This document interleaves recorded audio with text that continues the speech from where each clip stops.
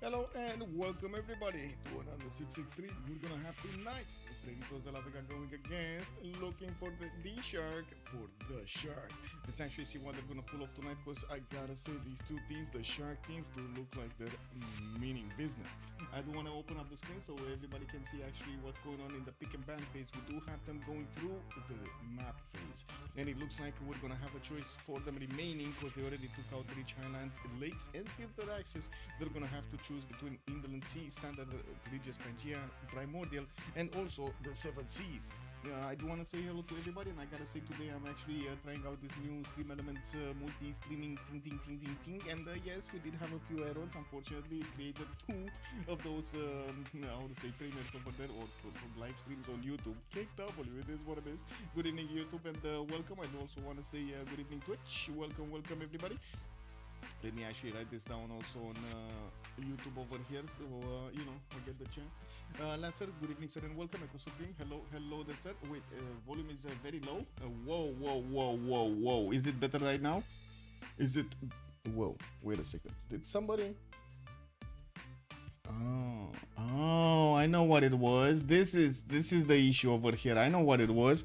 Okay, now you can hear me better. I know what it was. Somebody actually, yeah, it is what it is. A touch loud. Okay, let's actually bring this a little bit lower. There we go. This is much better. Hello there, Fortuna Belly. Good morning, sir, and welcome. Okay, there we go. BC, good evening, sir, and welcome. Much better. Okay, not sure exactly how I hear myself. Hello. My god, I actually want to hear myself. Give me a second. I want to actually click on buttons while you actually watch this, and try to actually put myself to this. I need to actually hear this. Okay, monitor and output. There we go. What's going on here? Can I actually hear myself? No. Okay. Oh. Yeah. Okay, it's good. Sounds good. Okay. Let me turn this off. Click. There we go. We should be good to go. Okay, so what do we have here? The Seven Seas has been picked up as a map. Let's actually see on the left side, LFTS, on the right side, Freritos de la Vega. We do have them already starting through the ban phase of the civilizations, and it looks like they took out two of them. Rome, Trajan, on the left side by the Sharks, and on the right side, we do have Genghis Khan, Mongolia being taken out. I do have to point out, looking for the Shark is kind of like the brother team of the Sharks, and oh my god, the Sharks did manage to win the land, and we're going to need to see, because I'm pretty sure they are discussing and also playing with each other over here, doing the screams, doing the trainings, and also trying to get better at the game. We're going to need to see what they're going to do in this qualifying phase for the CWC. We do have Spain being taken out by looking for the Sharks, and also on the right side, Norway. Conget definitely gets the axe. I mean, it kind of makes sense, no? You don't want Norway just running around with those long ships, or even if it is just the Seven Seas. And it looks like they're also going to take out the other berserker over here, Varangian, the other Norway, oh my god, man, the Norway that's a little bit more peaceful, even that one got taken out. We do have Coupe also being picked up here on the right side by Freritos de la Vega, and we're gonna need to see the next ones.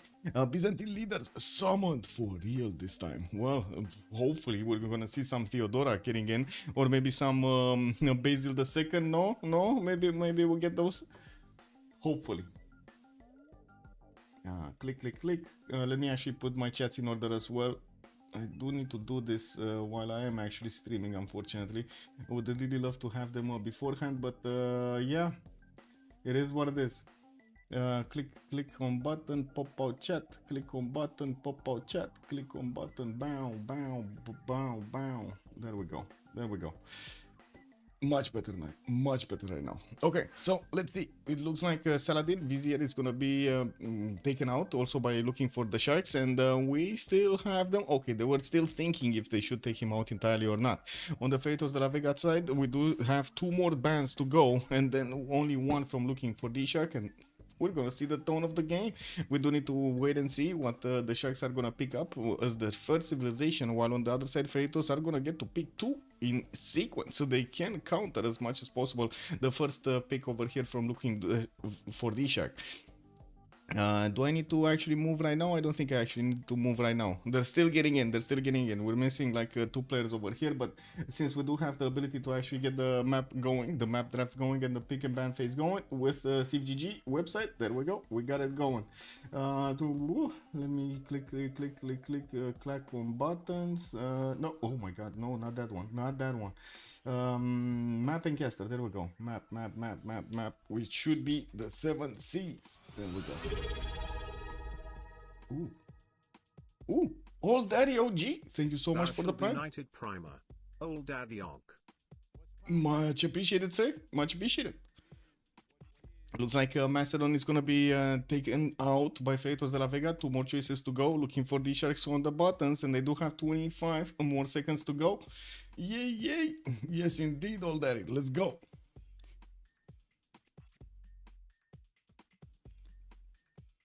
Oh, oops! I actually closed the window. I shouldn't have. Oh my God, man! The little tiny buttons. The little tiny buttons, man.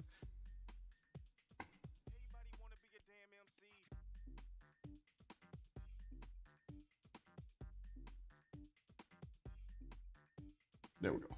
Okay, back to normal chats. Click. So many buttons, man.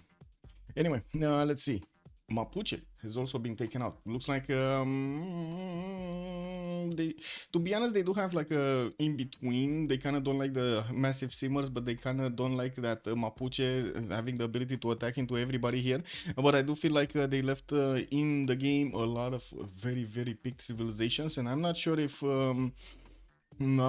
they're getting out of this, boys. I'm not sure if they're getting out of this. I would imagine we're gonna have quite a few boom happening on the map here, and we're gonna need to see who are the leaders that are gonna pick up that flag. We definitely will still have the other Japan here, Basil the second. We're gonna have Theodora. It looks like Scythia got taken out by the Freritos. Definitely don't want those shakas just running around everywhere. While the Sharks are going to need to pick up the tone of the game here. What is the tone of the game? Is it going to be simming? Is it going to be warlock? Is it going to be culture? Is it going to be naval? What is the tone of the game? On 7 Seas, it's not actually that unlikely that the teams are going to pick up 2 naval civilizations, and one just got picked up over here. Tokugawa makes his way into the game, into the first pick phase. Was it, now I'm thinking, was it that worth to ban Varangian over Tokugawa? Was it that worth it? I'm like, right now I'm thinking out loud over here. Was it that worth? Because, man, the other leaders do look quite powerful, but Tokugawa somehow did manage to get in. And I gotta say, over here, it seems like an oversight. It kind of seems like an oversight. We're gonna see if the Freritos de la Vega team are gonna manage to actually come back. Closing good abend my head, also willkommen, und willkommen actually. Andiro, bonsoir monsieur, bienvenue, bienvenue. What do we have? Oh, looks like Babylon, a simmer walking in. Okay, is he gonna be locked in? They do have another slot for a war machine over here. Are they gonna pick a war machine, or are they still going normal?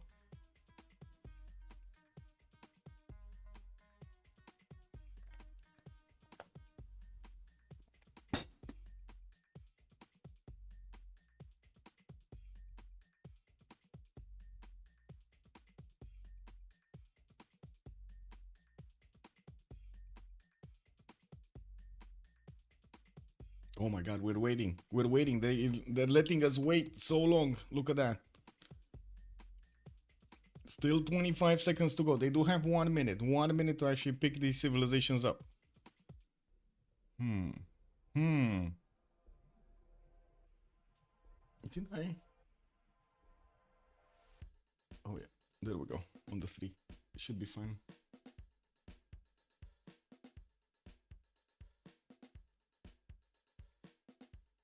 The X07 Live, good evening, sir, and welcome. Friendship, man, I gotta say, I already signed up for this game a few days ago, but I would have really wanted to have that second game from Unlucky going against their opponents, from the one that we've seen the first game from last time. I think there was a channel over here, give me a second, because I was talking with Red Phoenix over here.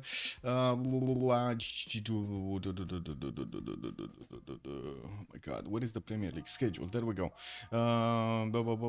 This one, Chilbro versus Unlucky. Would have really wanted the second game, but you can actually watch it if you want the second game out of 3. We watched the first one last week, and this week Hush the Carry did manage to actually get this.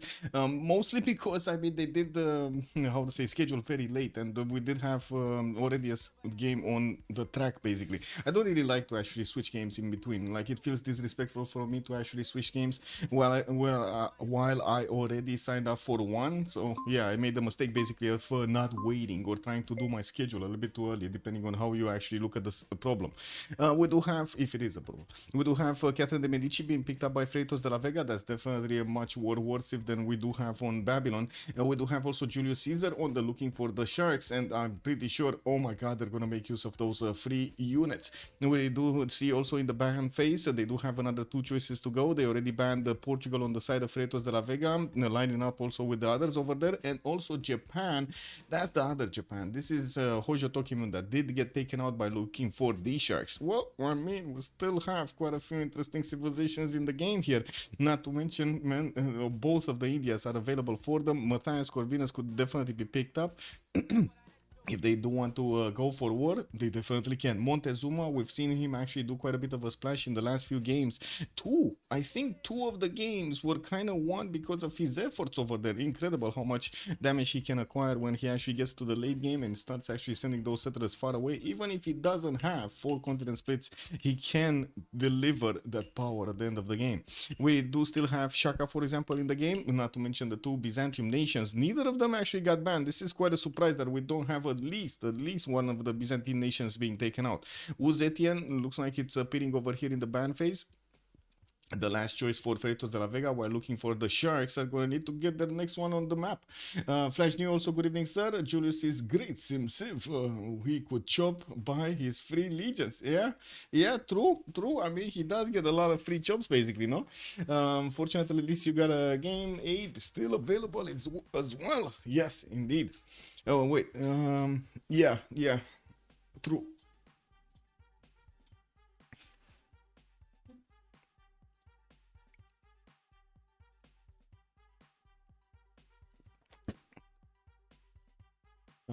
Wait.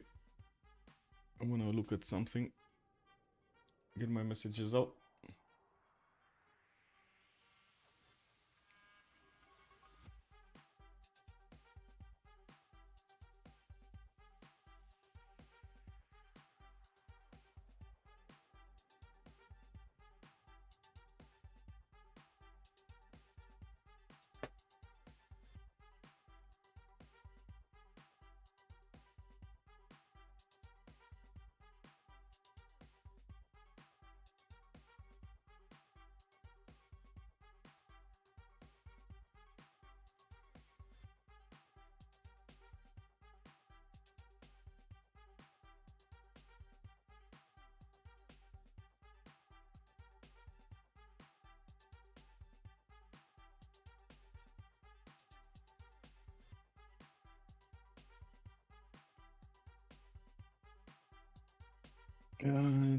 Julius is I did read that. Okay, sorry, messages. Maya being picked up by Freritos de la Vega. Again, we do actually see Maya in the game, and I'm curious actually who's gonna get to play it today. Is it gonna be Tiritz? Is it gonna be Tiritz or somebody else, or is Tiritz on the Catherine de Medici side so he can actually do the damage? We do have on looking for DShark 2 choices for them to go for, and I do want to mention the last ban. They did take out Kublai Khan Mongolia by the looks of it on the looking for the Sharks team. Maya is an interesting pick, yes. But to be honest, I don't have that many strong feelings about Maya. Like, it was extremely good,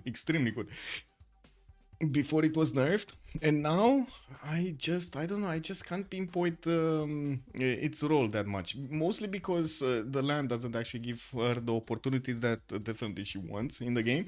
So sometimes you do have to actually get quite a few remaps because of Maya. That just sounds to me like it's quite a casino style. But anyway, we're gonna need to see if they do manage to get good territory for her, to get those adjacency points, get those plantations going, and get that big stat, get those big stats. I remember when Maya was getting in, all of the time was either getting banned or picked, and I do remember how much of a difference it made because of all of those extra bonus points from the beginning. Not so much right now. They did get nerfed down to the ground, actually, almost. We do have looking for the Sharks, going for the mainstay Montezuma over here. I mean, it can't actually, you know, like, it cannot miss a game. It cannot miss a game. We're going to need to see how things are gonna shape up. Nader Shah gonna be picked up also as the last one for looking for the Sharks, while on the side of Freritos de la Vega, we do need another choice.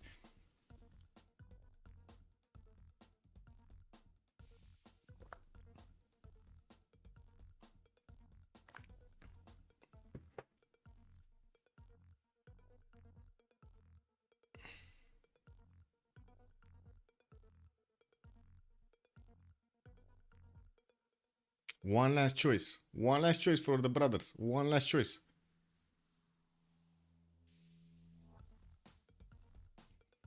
Good evening, Hood Priester. Hello there, sir, and welcome. Also, I much prefer looking Civs, although... wait, lookings? Oh, looking for DShark Civs. Yes. Although I do enjoy violence Black Queen causes, well, I guess we're gonna need to see if there's gonna be another big one over here. It looks like we do have Age of Empire. Age of Empire actually getting in after Maya, after Catherine de Medici, and after Babylon. Age of Empire is gonna come in to actually generate some gold for them. Why do I have the impression that Babylon is gonna make more gold? Anyway, maybe that's just a weird impression from myself. Nader Shah definitely got picked up on looking for the Sharks. We do have also Montezuma with Julius Caesar and Tokugawa. They do seem like they do have a very good roster. Very good roster looking for the Sharks. On the right side, I'm not that convinced. I do have to point out the only coaster here from looking for the Sharks is kind of Tokugawa here, while on the right side we also do have one single coastal. It is the Seven Seas map, so we're definitely going to have quite a few inland seas and oceans separating them, so we do need to actually take a look how things are going to shape up with them. Wait, is man streaming? I think he's streaming, no? So I get to wait, is he commenting? That's what I wanted to ask. I don't know if he's commenting or not. He might actually. Wait a second. Yeah, I think he is. I think he is because I don't see him in the channels. Okay, got it. Got it. So I do need to actually switch with... There we go. Oh my god, I actually switched with the host. Ooh, that was dangerous, boys. That was dangerous. I gotta say, very dangerous to actually switch with the host nowadays. You know, Civ6? Oh my god, you can break this code with anything. Man, if you fart in the wrong direction, the netcode is gonna go poof. Freritos looks like so lightweight and spawn tied. Well, I guess they will end up relying on their simming abilities, and I'm pretty sure they're gonna rely on all of the experience they do have in the game. This is, I would believe, them coming in with a bit of a lower draft, like a weaker draft than we do have on the Sharks. We definitely need to see if looking for these Sharks did accumulate enough experience from all of the games they had, and I'm pretty sure they did so many times actually scream against these teams. So let's see it. Let's see it. It looks like it's gonna shape up to be quite a hell of a game over here. Michael trying to force a scrap. Wait, what? I'm not even talking to them. How am I forcing a scrap, bro? Oh my god, love it, love it. Just throwing out over here accusations at me. Yeah, love it. Looks like the brothers looking for Simi. Yeah, looks like swapping with house. Yeah. I'm sorry. I needed to. There was no option, no other option, man. What I mean. Oh, wait a second. We do have Tirits actually needing to fix his mods over here. Did he? Wow, he just rejoined and he fixed both BBM and BBG. Man, the check button just doesn't work properly. Kick W.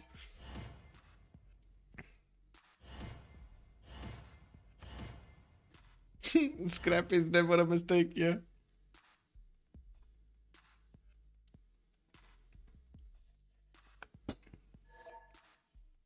Ooh, Malm asking for team names.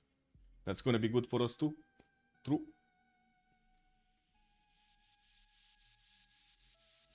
Scrap is never a mistake. I mean, to be honest, especially in this period with Civ7 coming around, there's so many scraps in the channel in the I would say in the Discord, because the teams do want to actually, you know, try out the players do want to try out the game as much as they can, and sometimes because of X, Y, and Z reasons they just get to scrap. It's either like they cannot go forward because of whatever happened over there, re-lobbies, they got tired of re-lobbies, or they just don't want to play on with that particular map. They do report the games. Actually, they started to report the games a lot more. So what do we have here? What was this? Civ7? Okay, there's another game actually coming around, and we do have like the scrap reporting channel over here, which to be honest, I don't think there are that many scraps being reported, while the game reports are slowly getting in, mostly with this picture of the last, how to say, the legacy paths points that they acquired during the ages. I'm not sure if they do go to ages, they do put both of them. I think they do put like a tally up of all of the bonuses that have been played out in the first one and in the second one. But yeah, it is what it is. Wow, look at that. Tied. Two tied. All others IRL didn't want to continue. Wow, only Red Phoenix and Civ Rider actually managed to finish this game. Everybody else was like, nope. Nope, we're not touching this, man. That's unfortunately what happens in 5-man lobbies, right? In the bigger lobbies, in the how to say, in the 8-man, in the 10-man lobbies, you do have a chance to still, you know, like even if 1 or 2 or 3 get out of the game, you still have players to play with, so you don't actually end up killing the game altogether if 1 or 2 want to actually leave the game. Chuck Norris. Wow.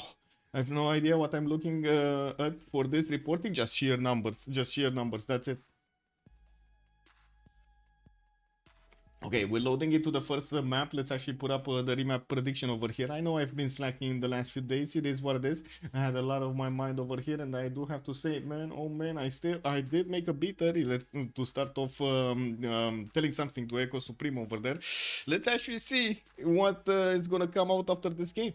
I hate to say it, but reeling shouldn't be allowed in Civ7. Listen, guys, the zero remap is gonna happen. Okay. Let's see it if it's gonna happen, man.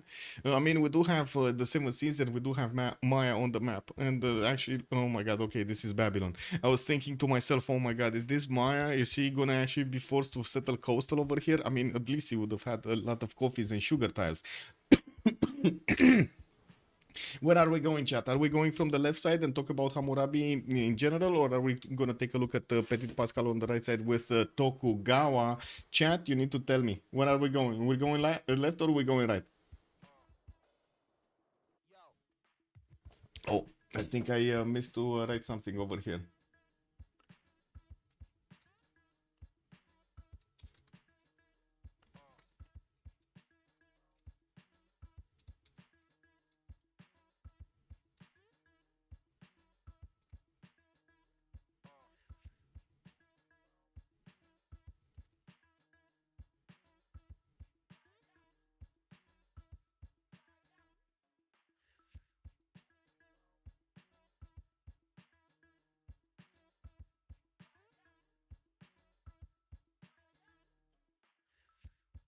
There we go.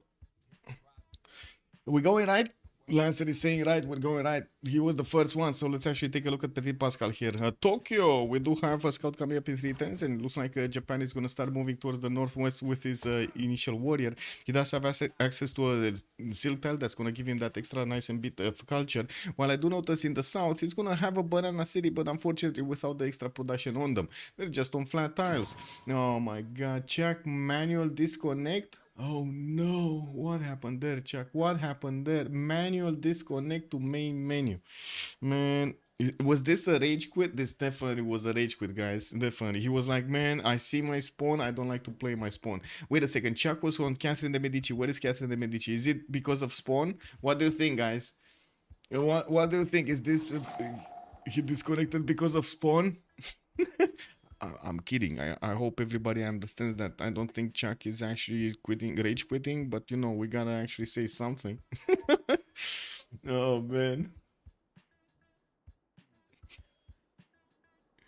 Where is it? Where is the big boy? He didn't even settle? Oh, no, he did. He did. Okay, in between the mountains, 2-2s, nothing really special about this pawn. Nothing really amazing about it. No, I guess he does have some dice tiles for free Pantheon to the northwest.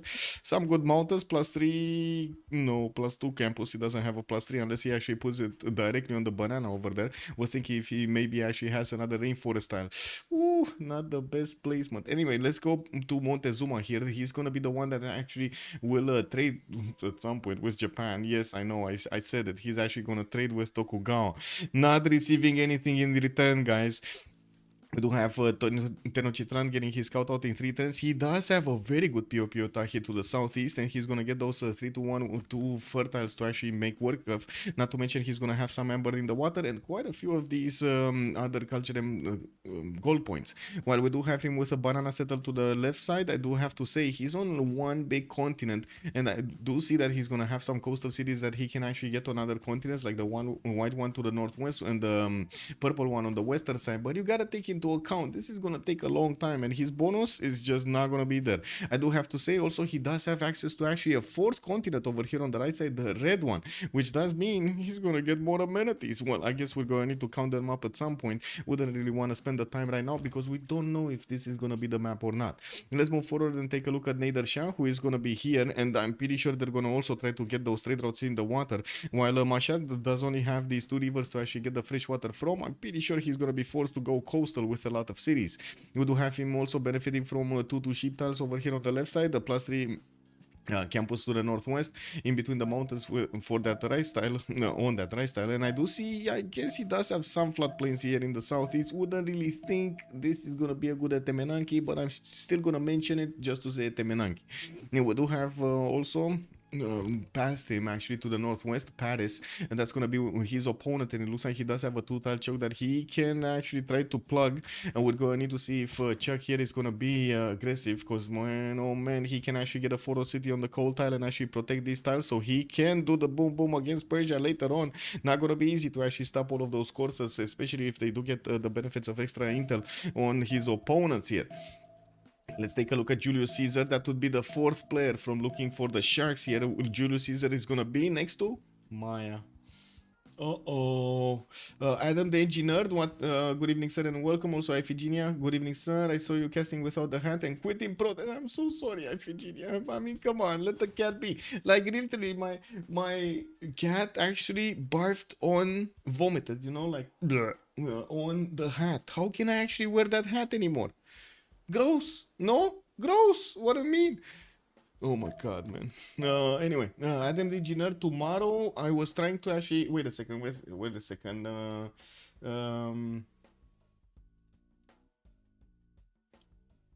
Give me a second.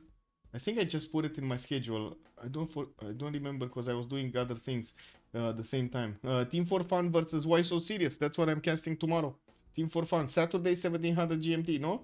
And then, or is it 1800? I think it's 1700, but anyway, could be 1800. Around there. I'm gonna double check after the stream. Yeah, also Iphigenia, Athena claimed, exactly, Athena claimed the hat, and she's trying to also claim my chair. I do have to say, it's an ongoing battle. Every time I actually get, get up from my room, I come into my office and I'm like, she's sitting here on the chair and she doesn't want to move. She's like looking at me, no, my chair, this is my chair. And I'm like, no, not yours. And you know, a fight ensues over there, and usually I win. Not always, you know, like I need, she makes me actually go outside to get some of those cookies for her, like special, you know, envelopes over there with food. And you see me like all wrapped up over there with my hair in all places and so on and so forth. You know how it is, right? I did show you my, how to say, oh my god, how was that? How was those? How Johnny Bravo style, no? Anyway, nice beat to Maya, but it's closer to Rome. Yeah, it's gonna be a problem for Maya to actually get to the northwest. We're gonna need to see also on the Sharks. He does have this river to actually go for, and amazing photo settle also on that geothermal to the east side. While he does have easy settles to actually get some chops from the left side and from the north. I would imagine he's gonna want to get that cattle tile, but unfortunately that's actually quite expensive. Well, we're gonna need need to see also him settling this one-tile lake to the south. Definitely gonna try to put as many cities towards Maya as possible. He's not gonna be afraid of this. He does have his power spike at the beginning of the game, and we're gonna need to see if Maya is actually gonna want to keep this lobby. We do have 10-7, 3 more turns to go, and we're gonna need to see how things shape up. Give me a second over here.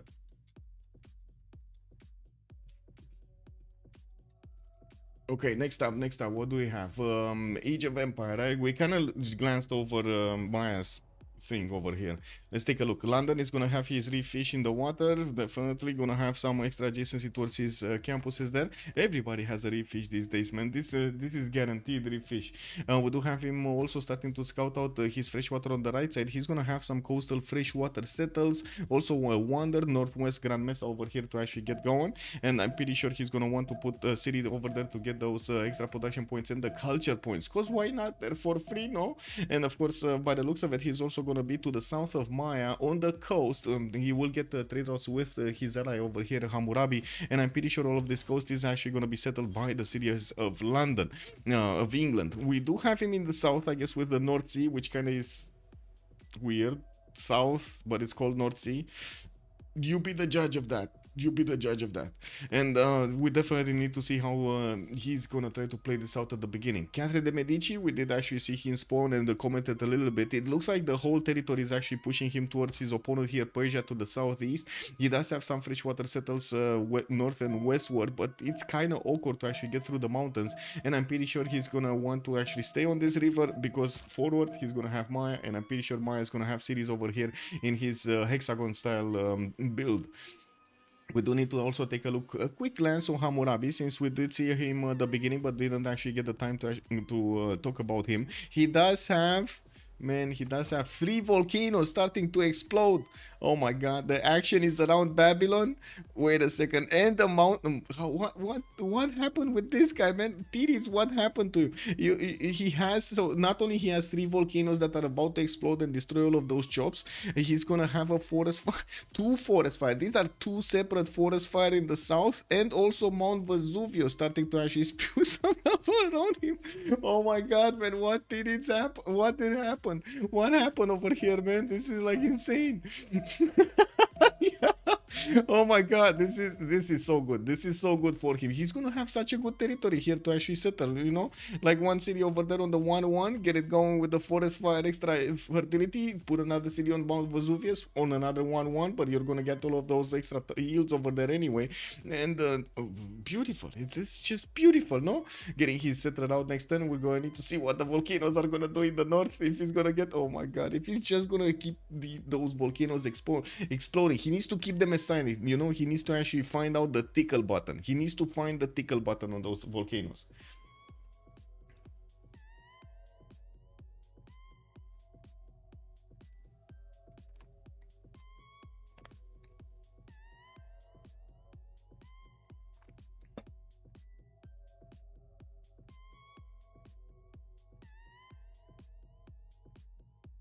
Sick.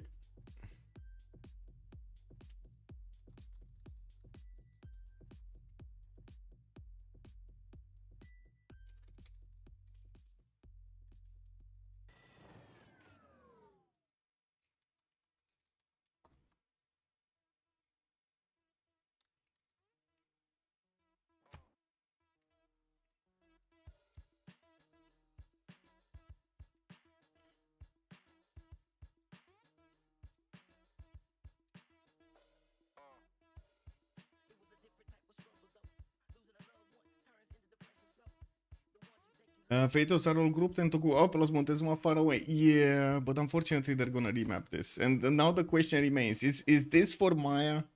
Is this for Maya? It kinda looks like it's for Maya. Wait, who remapped? Who remapped? Wait, Freritos don't like it? I mean, I think it's because of Maya. Freritos remap, no? Freritos kinda remap. Flying Conquad, good evening sir and welcome.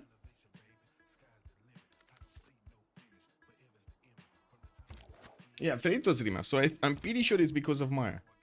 They wanted to get like a more of a free sim for Maya, and him actually spawning next to Julius Caesar is just not gonna be a good one. Not gonna be a good one, boys.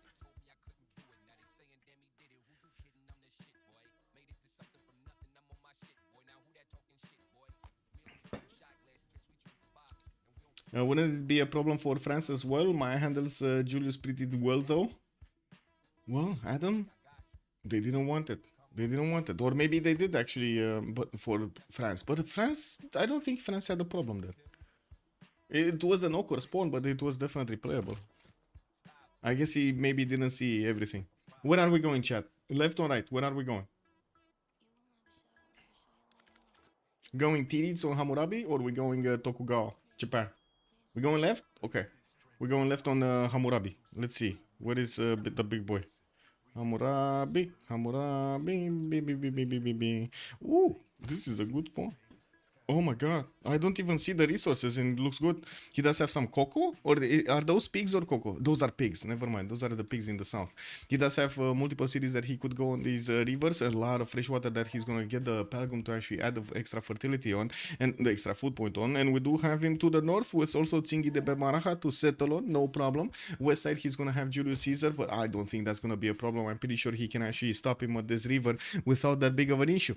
And looks like his territory to the southeast is also going to be split with Japan. Okay, now this is starting to get serious. We got Babylon in between two opponents, and I gotta say that not that easy opponents to actually fight off. I'm pretty sure Japan is not going to like to actually get away from his seeming, but he can still actually do a lot of damage here to Hammurabi. This is the beautiful spawn for Hammurabi, don't get me wrong. He does have the mountains to get the extra adjacency to his campuses, does have rivers, does have extra fertility. No problem for him to actually get this going. A bit awkward placement some point, like he's going to need to put a city here, then a city around here somewhere, and he does have to the north actually multiple cities that he can get on this river without that much of a problem, I guess. Just enjoy the great ocean, yeah? The samurais will destroy Babylon. We might actually see that happening.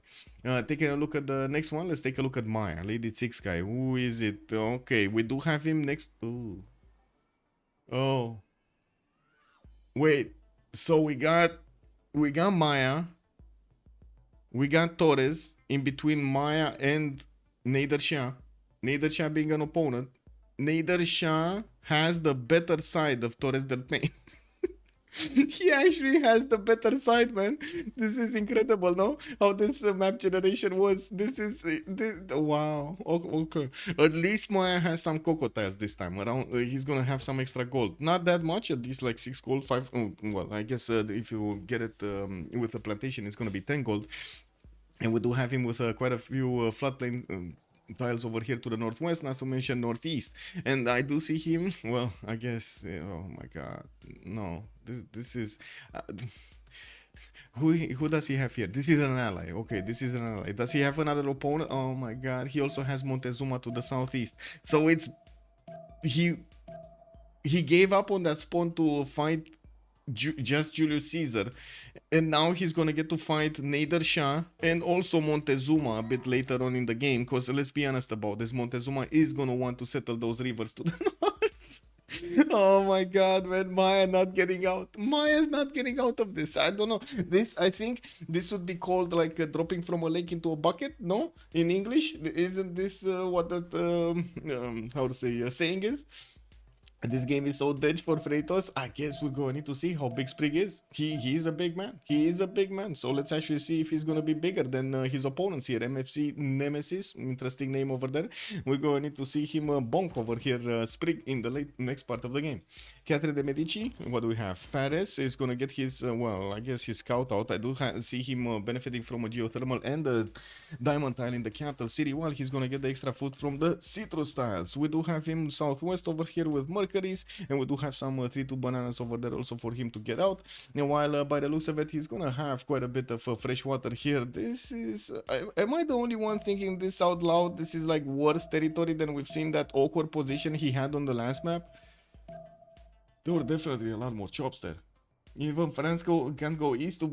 Yeah, I mean, you know, I guess we're going to need to see, because I'm pretty sure France is going to get a city here somewhere. Like, and he's going to get a trade route between those cities, because, you know, like trade routes, internal trade routes. And I'm pretty sure he's going to build a road pathway. So it's going to be quite easy to actually get units on the right side. And he does have fresh water from rivers to actually get towards Rome. Now, we're going to need to see how Rome is going to get to set up his defense and or offense over here to try to keep away France from settling too much in his face. It's not like actually Paris can go anywhere else. I'm pretty sure it's not gonna be that easy, and there's an option to actually go to the south to get Maya. Even though this might actually happen, right? He might actually be asked by Sprig to how to say, to take away a little bit of heat from his right side, so he might actually come down to the south just because of Spriggan. We're gonna need to wait and see how they're gonna play this out. We also have a Victoria Age of Empire that's gonna be between Nader Shah, but not gonna interact with Nader that much. And I do see he's gonna have Babylon to the southwest. Okay, he's free sim. I would actually call him free sim right now. Persia also only has like a one-tile choke to go next to Krakatoa to get those units to the north, and I'm pretty sure we're gonna have cities and units also from London trying to actually keep this Krakatoa for himself. Do have him getting his settler out in 5 turns. He does have 2 of these reef turtle tiles. This is going to be amazing for the beginning. He did manage to get the builder quite quickly, and I'm pretty sure he's going to want to improve those turtle tiles quickly. He doesn't have sailing yet, just going to get it next turn, and that's the reason he actually had the builder still sitting in the city center. I don't think he went second scout here. That's the reason he actually did get the builder quite early, and I'm pretty sure he's going to want to settle more cities on the southwest as well as the northeast. Going to have a much easier time, I guess, southwest to get the city on the coast or next to the coast with the river extra adjacency for the fresh water, while on the right side it looks like he's gonna need to travel a little bit for the stone settle here to get the fresh water. 1 2 3 4 5 6 and a 7 to settle. He could try to place that city on the river to the north and actually pluck out his harbor, but that's unfortunately not gonna give him that much adjacency. I'm pretty sure that would be like a B4 or something for him to actually get going.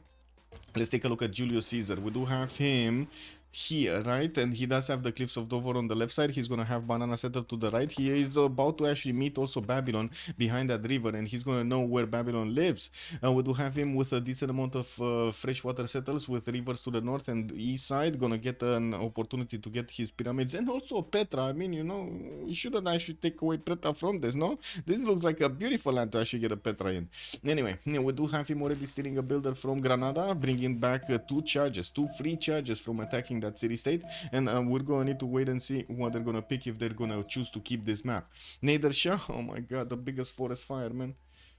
Oh my god, oh my god. So not only he gets the better Torres, he also gets the biggest forest fire right now in the game. Crazy, man, crazy.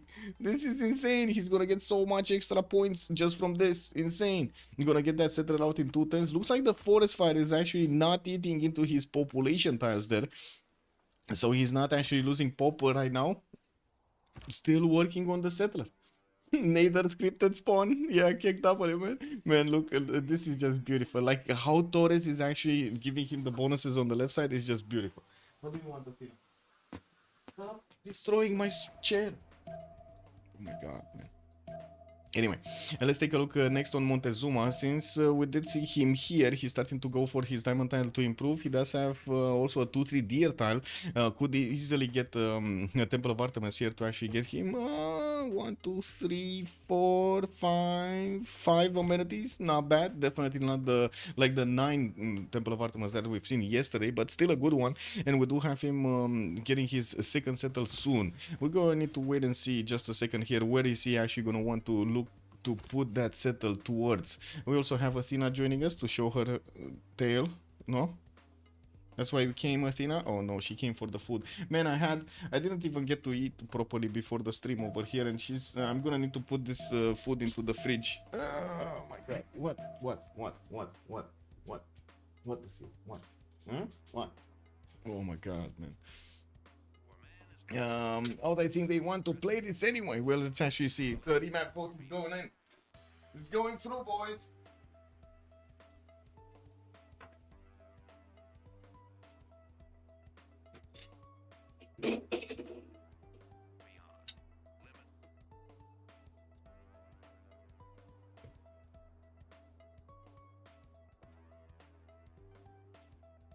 I do have to agree that it's totally my fault that I didn't get to actually eat before the stream properly.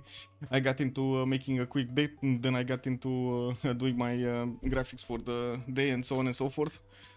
Oh well, it is what it is.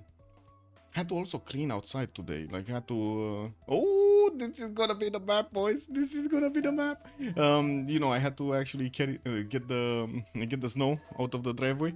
It is what it is. Snow day. I forgot how the vote work. Oh, yeah, this is it. This is it. This is 1D map. He dropped from 3 to 2. He did drop from 3 to 2. I didn't see. But he's getting a 2-3 right now. The problem is him not actually getting his settler out, right? And he really wanted the settler coming in. So he did choose to not get...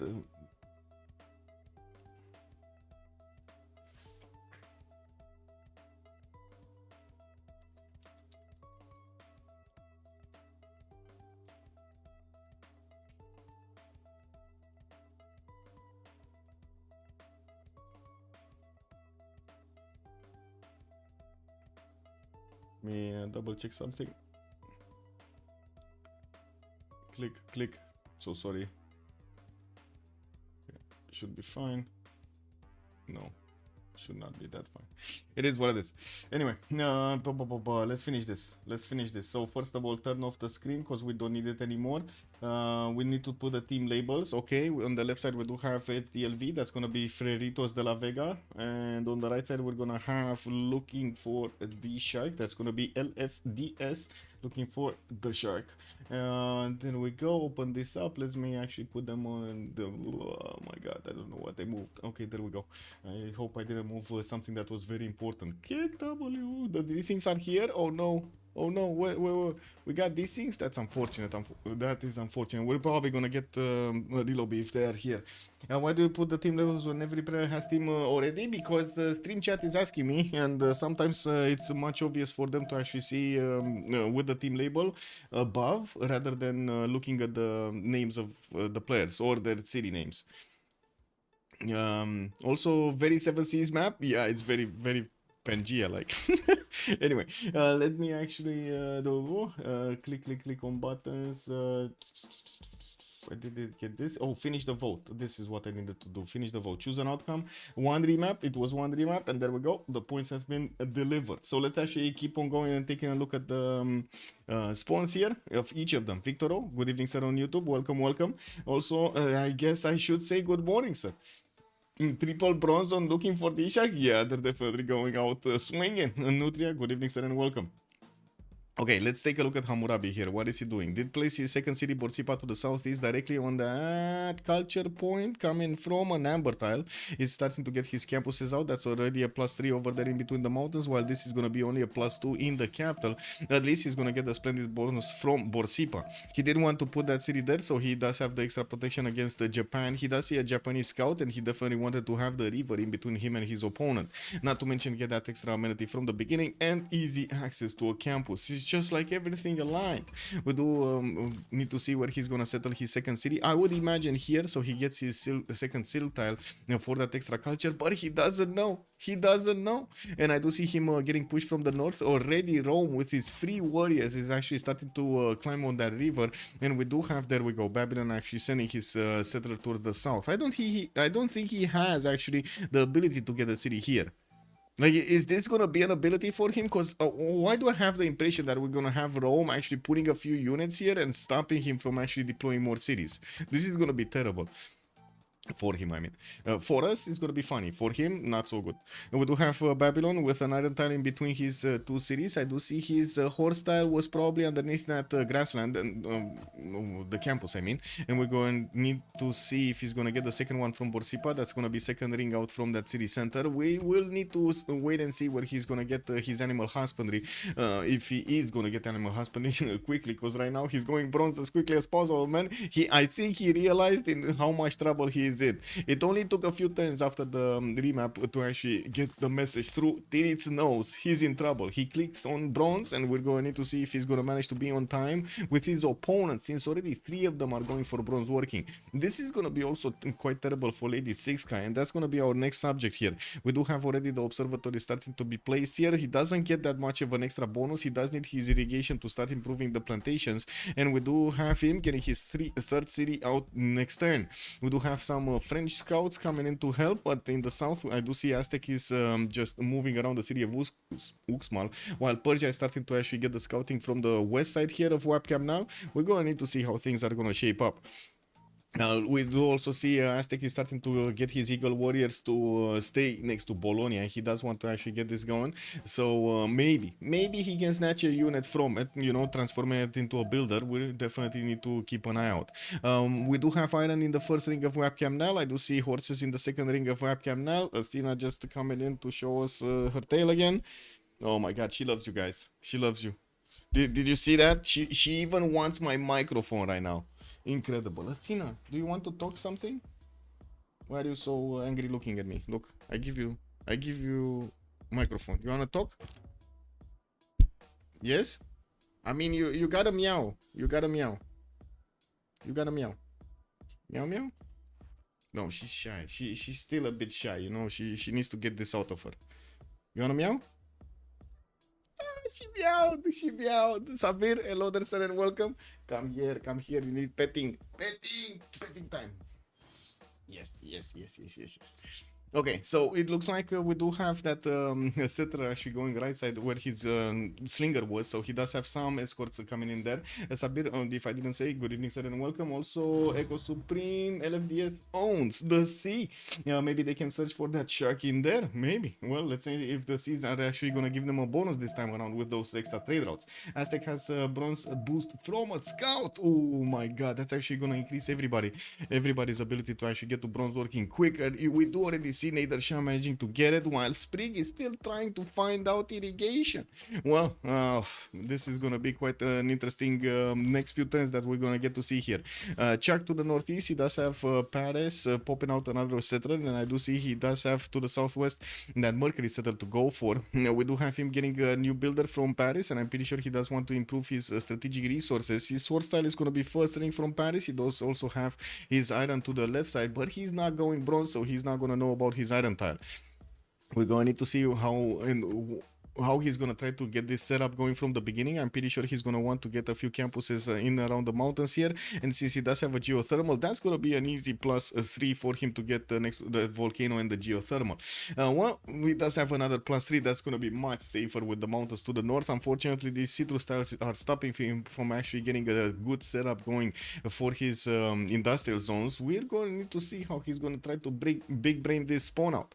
Victoria, we do have him with already 2 cities moving northeast, and I do see Persia's warrior did manage to arrive here, and like it took quite a bit of a long stretch, a sneaky stretch, but it looks like the English singer is trying to actually get in there and smash the warrior. He's throwing rocks at him now. Not sure if he's actually gonna get anywhere with this. The warrior does have still the +5 from attacking into full strength units, while we do have the English settler coming in. He's coming in. We will need to see how angry this warrior will be, because I'm pretty sure if he takes another hit, he's gonna be demolished here. He doesn't have, he must have actually gotten hit by something else, to be honest, because I do see he has so low experience. I don't think this was just from the slinger attacking into him. Maybe like volcano attacked him or something, like a natural disaster. Anyway, now London is gonna go for the 5th settler. He knows he's kind of safe. He's also getting the extra science and gold from these turtle tiles, while I do see him benefiting from a monument soon in 5 turns in Bristol. He already has the silk tile to get some extra culture from. Celestial navigation coming out next turn. He's gonna go harbors first. He did put Bristol off bit of course off the coast, I mean, and I'm pretty sure he's gonna try to get a harbor with some more adjacency from maybe a Gavron Plaza. Could easily put a Gavron Plaza here on the iron tile and try to get the 2 harbors in between to try to get as much adjacency towards that as possible. We do have on the next side Julius Caesar, not Caesar. I don't know why I said that, but sure. We do have Rome here with religious settlements already. He's gonna not actually go for the cliffs of Dover on the western side. He's going for the horses northward, and by the looks of it, already starting to put down 2 encampments. I only see 1. Wait a second, Rome didn't actually put down an encampment yet. He's just going for his next settler, and I guess he's just keeping the gold or trying to actually get some gold from his teammates or from himself actually. So he can buy out the tile necessary. Does he have? He only has 22 gold, so I guess it kind of makes sense that he didn't actually pre-place the encampment at the moment, just getting his monuments, getting his also units to move against Babylon. He's trying to put as much pressure from the beginning as possible, while as you can see he did manage to get his also scout in that 1 tile choke from the north of Babylon. That's kind of blocking Babylon from getting out of here. Now I'm pretty sure with the slinger he's gonna get to push that out, just 1 tile tile further, and of course we're going to need to see him just sit over there on the dice tile for a few turns, so Babylon doesn't get out. And we also have southeast over here, Japan, already placing down his 3 cities. Ooh, this is beautiful, no? Anyway, coming back to Rome, we do have him about to improve his iron tile in the second ring of the capital city, while he also has the horse tile there in the first one. We'll need to see if he's gonna manage to get a general, 2 generals, and if he's gonna manage to actually get to deliver to Babylon a very warm welcome, basically. Also, LFTS owns the sea. Maybe they can search for that shark in there. I did read that. Aztec has brought. Yes, I did read that. Yes. Okay. Next up, we do need to take a look at Nader Shah. We do have him with 2 cities in Kiamat in between, and I do see he's moving forward to the east side. He might actually be looking to place that city on the 2-2 base. When I do see, oh my God, he doesn't know, guys. He doesn't know. Now he knows, but he didn't know a turn ago. He never actually discovered Torres del Paine. He never discovered Torres del Paine. It's not a bad city to go there, right? He does have a 2-2 base. He does have some very good chops from the deer tiles, and could definitely place another city in the Bay of Champagne to the south of Torres del Paine.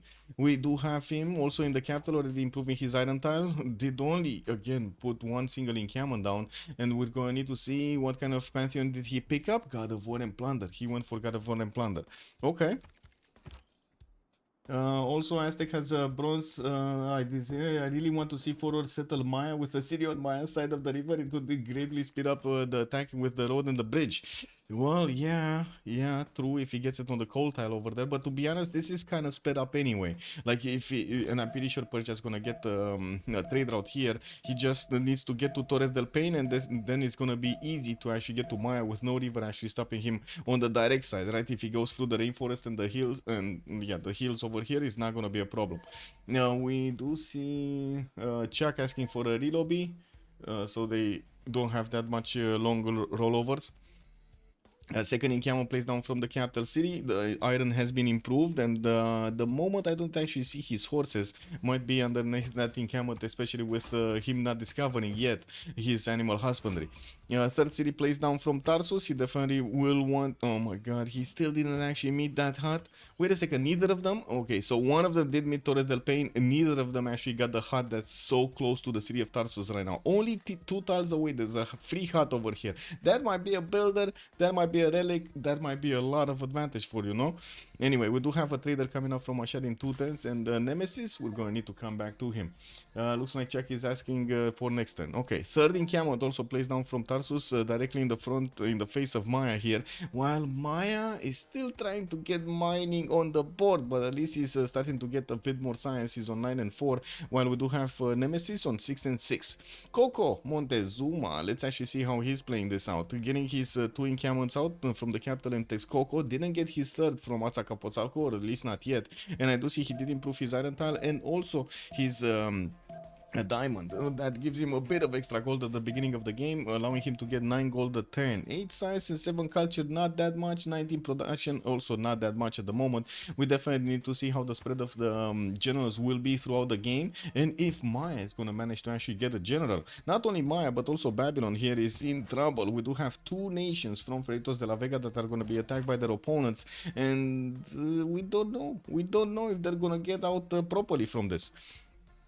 Looking at also his strategics, we do have him with horses in the capital city. Iron already improved, and I do see he's still gonna have quite a few chops in the capital with the deer tiles, 2 deer tiles that he can actually get going.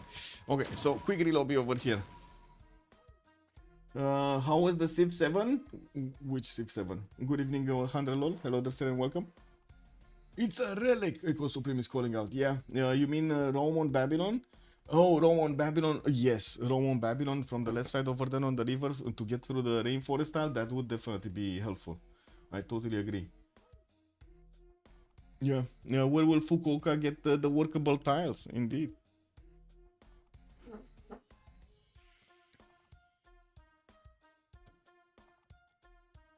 I want to actually see Japan. Didn't quite get to take a look at Japan properly.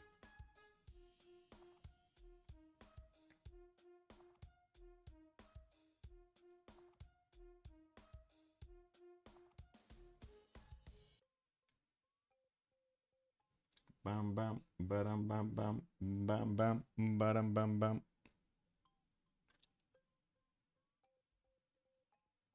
Ooh.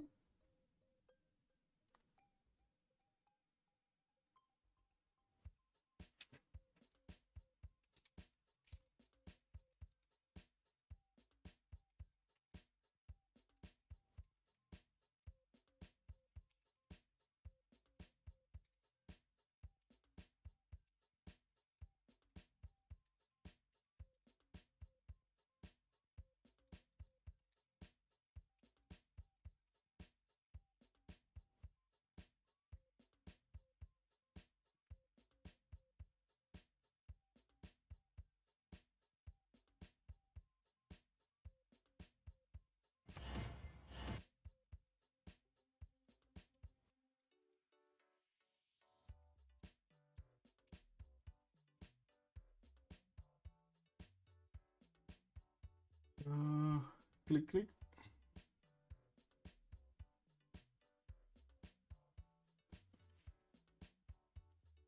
Loading in, not touching anything.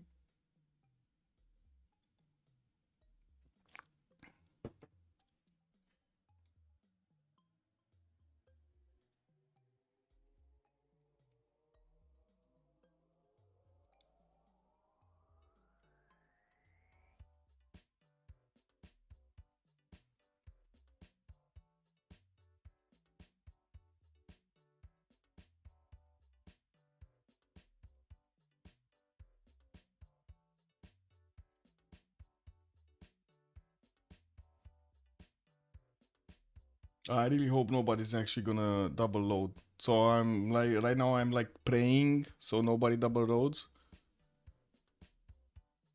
Just waiting. We got 8 players in.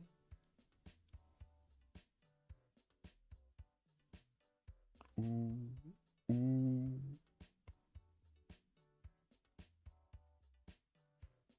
Ooh.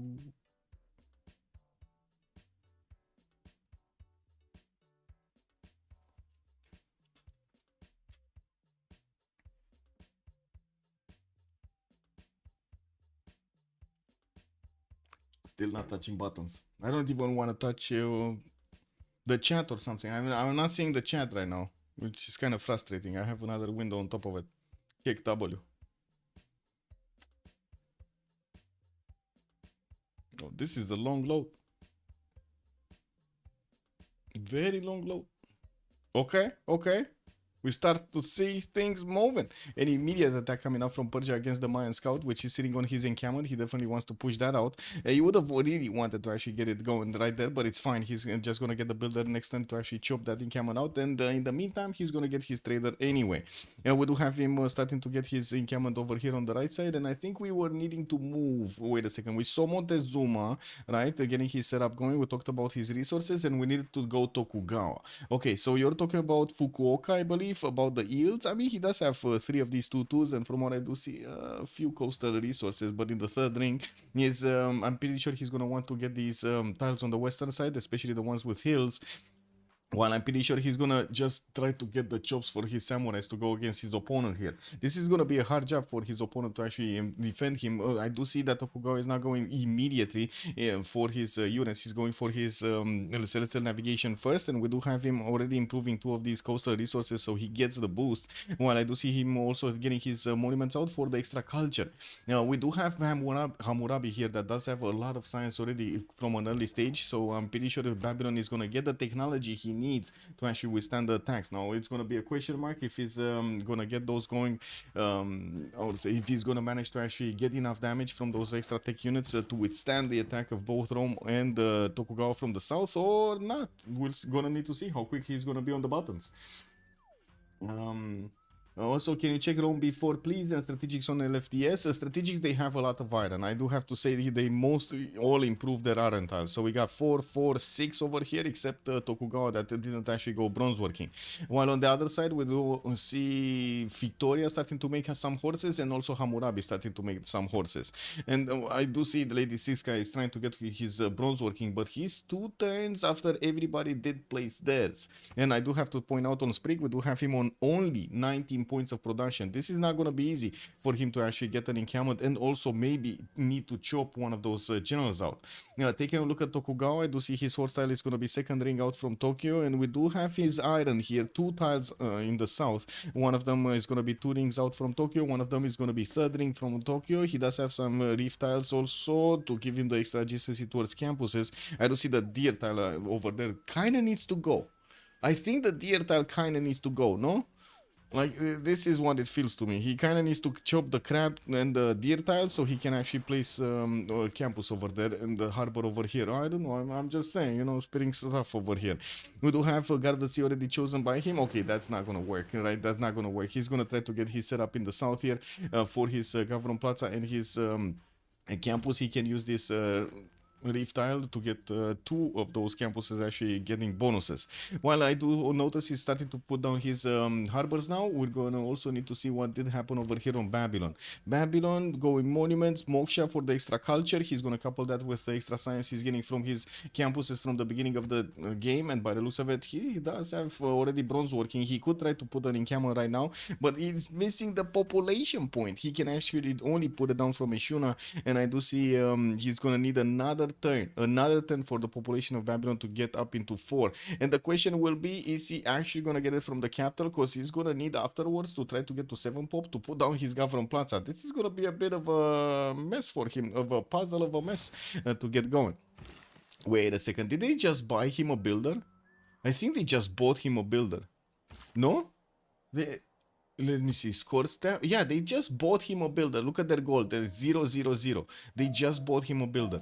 And looking also, you're asking about Rome. It looks like he's actually going to want to put a city southeast. He does have a settler in Ostia. Already settled Kume on one of those horse tiles. And by the looks of it, finishing up his second encampment.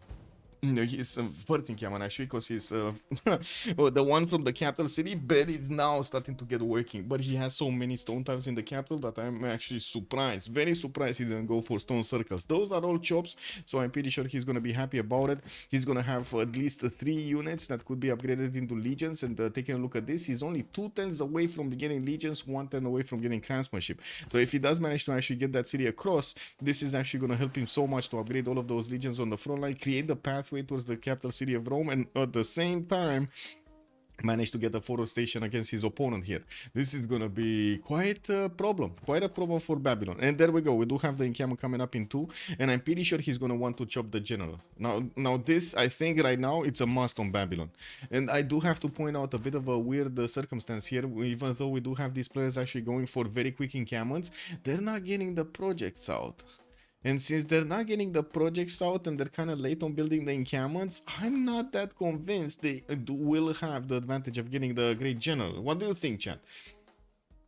Did they also buy him a settler earlier? I don't think they actually bought him a settler. He would have had a 4th. I'm pretty sure he would have had a 4th settler on Babylon.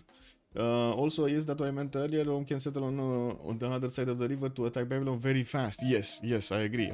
I definitely agree that he can actually do this. Ghana is gonna try to do this, and this is the only tile that he could settle across the river to get the bridge immediately.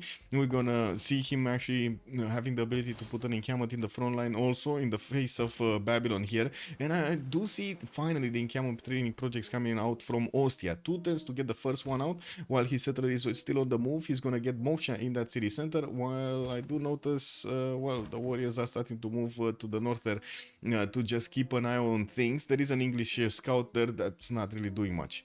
Looking at England, he did pick up Goddess of Tides. He's getting the extra culture alongside the science from these turtle tiles, and I do see he only has another amber. That's it. Another amber, and I guess these two fish tiles next to Bristol, but they're gonna be 3rd ring out. I'm not even sure if those are worth to be improved there. Anyway, we do have him settling that city north of London, and I do see he's plugging in moksha in 2 turns from the capital city. He's also gonna start getting his trade routes out, so he connects everything up here. Krakatoa did start to spew some lava in the air over there, and especially to the south of that volcano. 2 turns for encampment training project from Mashhad. He's gonna try to get general quite quickly. While I do see Maya is one turning this in camel. He's also gonna have the 2 chops from the deer tile to actually get these projects finished, and this is dangerous, right? Right now, this is very dangerous because they didn't actually get that project through. Aztec, by the looks of it, is gonna get another encampment training project in 3 turns. We do have Moshe establishing internal Chitran. I do see another builder is coming out from his capital city. Now we'll probably get to improve the horse style. We do also see him getting religious idols as a pantheon. He's gonna get the extra faith and the extra gold from these improved mines, and he does have a lot of mines. Like we're talking 1, 2, 3, 4, 5, 6 mines already. That's very good anyway, right? That's a lot of gold. A lot of gold. 18 gold, 18 faith. Very nice. Well, we do have him with a builder from Tenochtitlan going on one of the forest tiles. He might actually want to chop the next encampment training projects to secure his general, since they do already see Babylon is managing to get to the halfway point over there to recruit a general. This is gonna be terrible for them if Babylon actually manages to get this going. We only have Babylon with a single builder charge, with single chop next turn. That's gonna be a rainforest slash production from food/production from this rainforest tile. Not ideal. I do have to say this is not ideal if you want to actually chop the encampment training projects out. But anyway, he's still gonna get some production out, and we're going to need to see if Persia is gonna manage to actually get anything here. Persia does have 4 points a turn while he's getting that project through, so he might just need, oh my god, he would actually need another chop here. He does get his encampment training project next turn. That's not going to be enough for a general. Babylon might, I stress might get it next turn. Babylon is like 15 production right now. I'm not sure how much the encampment training projects would need to be, but I think they're around like 30-35 points. Well, right, if he does have 15, it should be less than 30, right? Less than 30. Okay, so it's around, what, 20 points? Or something like that, of 20 points of production. So we might actually, no, I don't know. Actually, this is a very good question.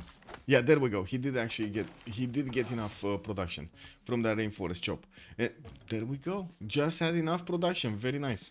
We do have Babylon and Aztec already starting to pick their generals up. Persia and Rome are trying to get those. And I gotta say, Rome over here, man, he's gonna try to chop one next turn from the capital city. He's also gonna get to settle the city center in front of his opponent. He does have legions already starting to come out from Ostia. Gonna pop a free one, and he's gonna start going towards Babylon. Now, Babylon does need to actually get to his iron working if he actually wants to withstand this attack, and I do see his warrior doesn't yet have never mind. I checked another warrior. This one didn't have movement, but this one does have iron. Now the question is, do they have enough iron in the bank? Kinda yes, right? The DDT is on 4. We do have a Lady 6 guy on a 6. Kinda yes. Will brothers see if Babylon is eradicated? Probably, because Maya is not gonna be in good shape either. Like I would imagine so. We do have Aztec actually sending his general towards Bologna. We might actually see that city center being taken down quickly by Aztec's Eagle warriors, and or getting to upgrade them into swordsmen. We do have Aztec over here getting archery next turn with political philosophy in 5. I do see he's still building his Eagle warriors here, and in the city of Azcapotzalco towards the front line, while in the other cities he's still trying to get his traders out and a new builder. In Maya's territory, we just had that pop out, and I do see Rome did manage to chop his general. So the only one that didn't get the general is the one that doesn't really need it at the beginning of the game. It would be Japan over here that would need basically a medieval one for his samurais. We do have Rome starting to get his legions out. Okay, very nice. And we do have, oh my god, that's a big forest fire.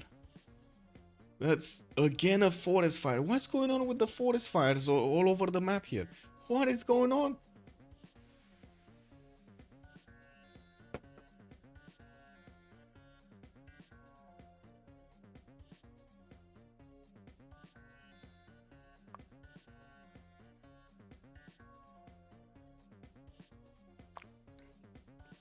Well, CF4 players on FPS will be real late game, so maybe FDLV just plays it regardless of Babylon. Well, let's see it. Definitely there are a lot of options over here for them, and they will need to judge when they get to cross that threshold.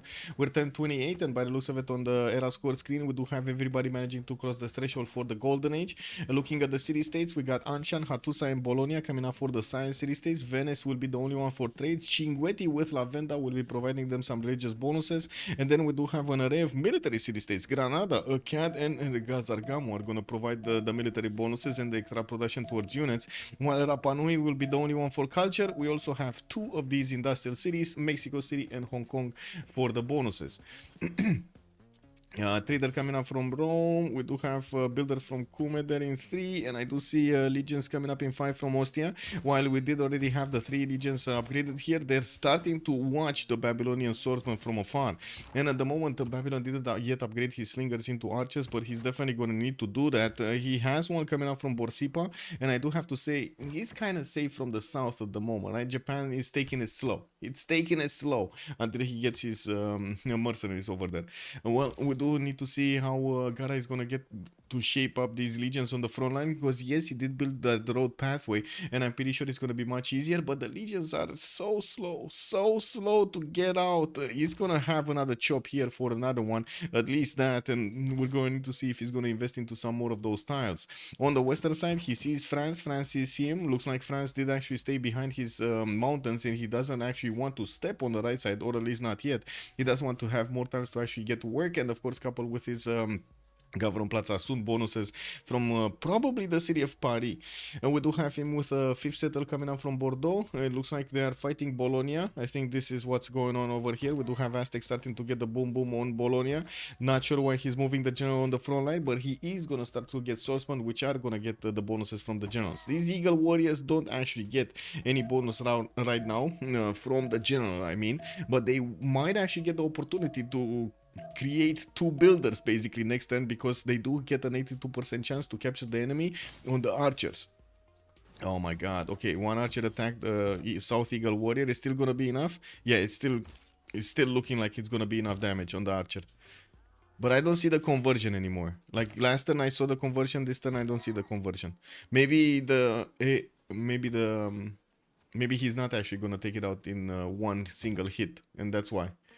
Anyway, he does yet he still has 2 only support bonus of attack from his amenities, and I'm pretty sure he's gonna want some more. He does have some amber in the water here to get the 3rd one, and I'm pretty sure he actually got the mercury already, right? So what's his 4th? So wait, he has diamonds, mercury, and amber in the water. What are the other ones? Coco? Yeah, Coco is gonna be the 3rd and 4th. There needs to be a 4th somewhere. At least like 1 tile of oh, silver. Oh, that's a problem, because he has the silver in the Tundra. That is quite a problem for him. I gotta say that is quite a problem for him. Also, can I show the generals? Yes, sir. We do have Shunsu being picked up by Aztec. Maya did manage Babylon. Babylon managed to get Burica. Maya got Hannibal Barca. And Trung Track got recruited over here by Rome.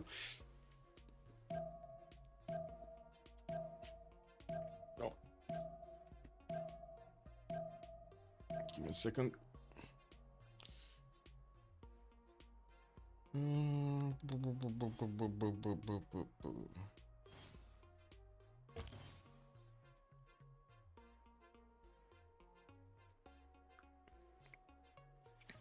Okay, let's watch the war. What's going on?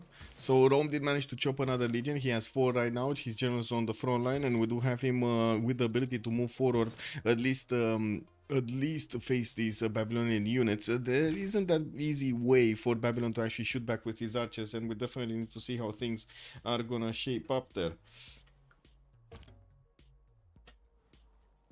Okay.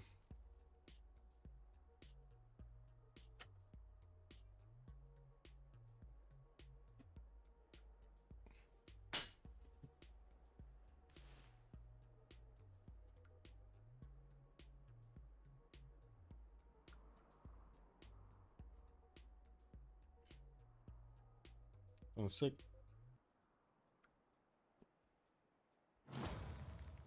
There we go.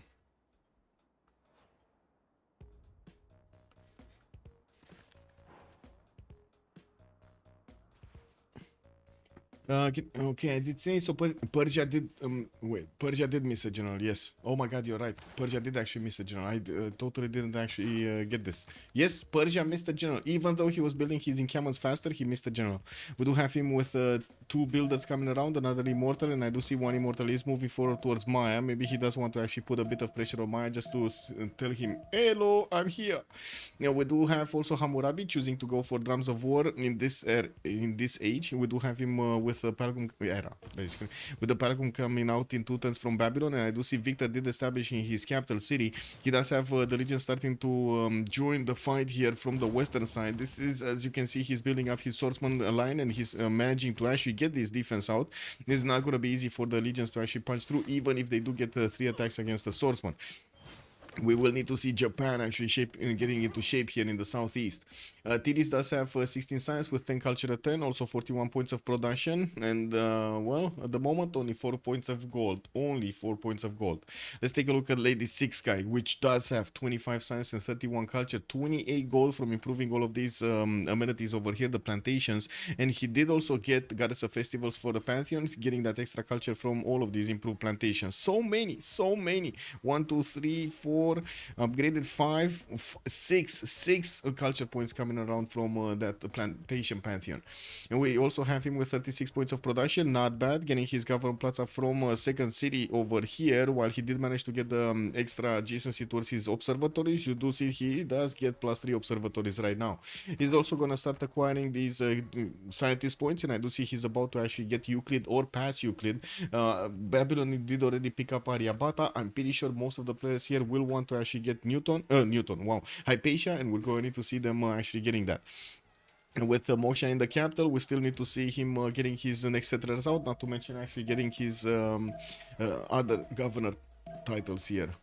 Looking at Catherine de Medici, 9 science, 21 culture, casual Moksha opener here. We do have him with a 5th city moving towards the northwest on a 2-3 base that he's gonna get over there for free from, I don't know, something, probably a hurricane or something that moved throughout that territory. Did manage to get City Patron Goddess as a pantheon, and he's getting the 40% production towards his districts here, while he's also pumping out the builder from Paris. We do have him finishing off his commercials, and he will manage to get merchant points. He is already starting to get the points towards Zankian, and we do have him with an increased trade route capacity in, well, if he does manage to get it. He's the only one at the moment actually making merchant points, and I'm pretty sure with England and Japan being on other stuff, on the Admiral screen, on the Navy screen, he might actually get this chance, this opportunity to get all 3 of these bad boys with the extra trade routes. Looks like Rome is just moving forward. He's getting another 3 legions to fight off Babylon here, just forcing Babylon to get more and more units to fight him, while we do have a single horse deployed to the south. Well, let's take a look at Victoria Age of Empire. 12 science, 30 culture, 4 city strong. Did not actually get that city on the main style. Went northwards towards Bradford. That will actually give him another one of those harbor tiles to actually place down. While he's getting lighthouses from Newcastle upon Tyne, we do have Ancestral Hall coming up in 2 turns here from London. We do have also his government plaza being placed like I was speaking earlier, so he can actually get those extra adjacency points towards the harbors. He did manage to place it down on an iron tile, and I don't think he ever actually did manage to get bronze working, but I might be wrong. No, he did, or at least he has 4. Not sure. Let's actually see if the turn rolls over, if he does get 6 or not, because he might actually get that from one of his teammates just to keep it for a few turns. Let's see it. Okay, so he did get bronze. He actually has 2 of those iron tiles improved. Give me a second. What? Oh my god, really, Athena? Oh.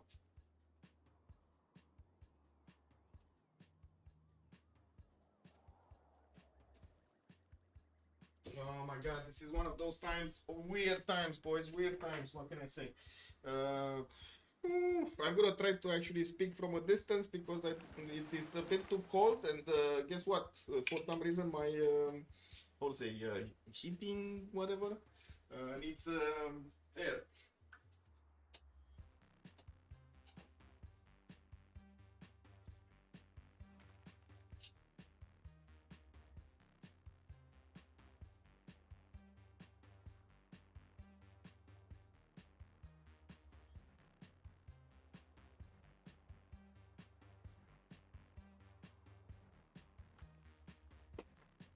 Never mind. Whatever, I'm not gonna do it right now. Just gonna need to close the door or something. Păi, stai aici sau unde? Păi nu-ți dați.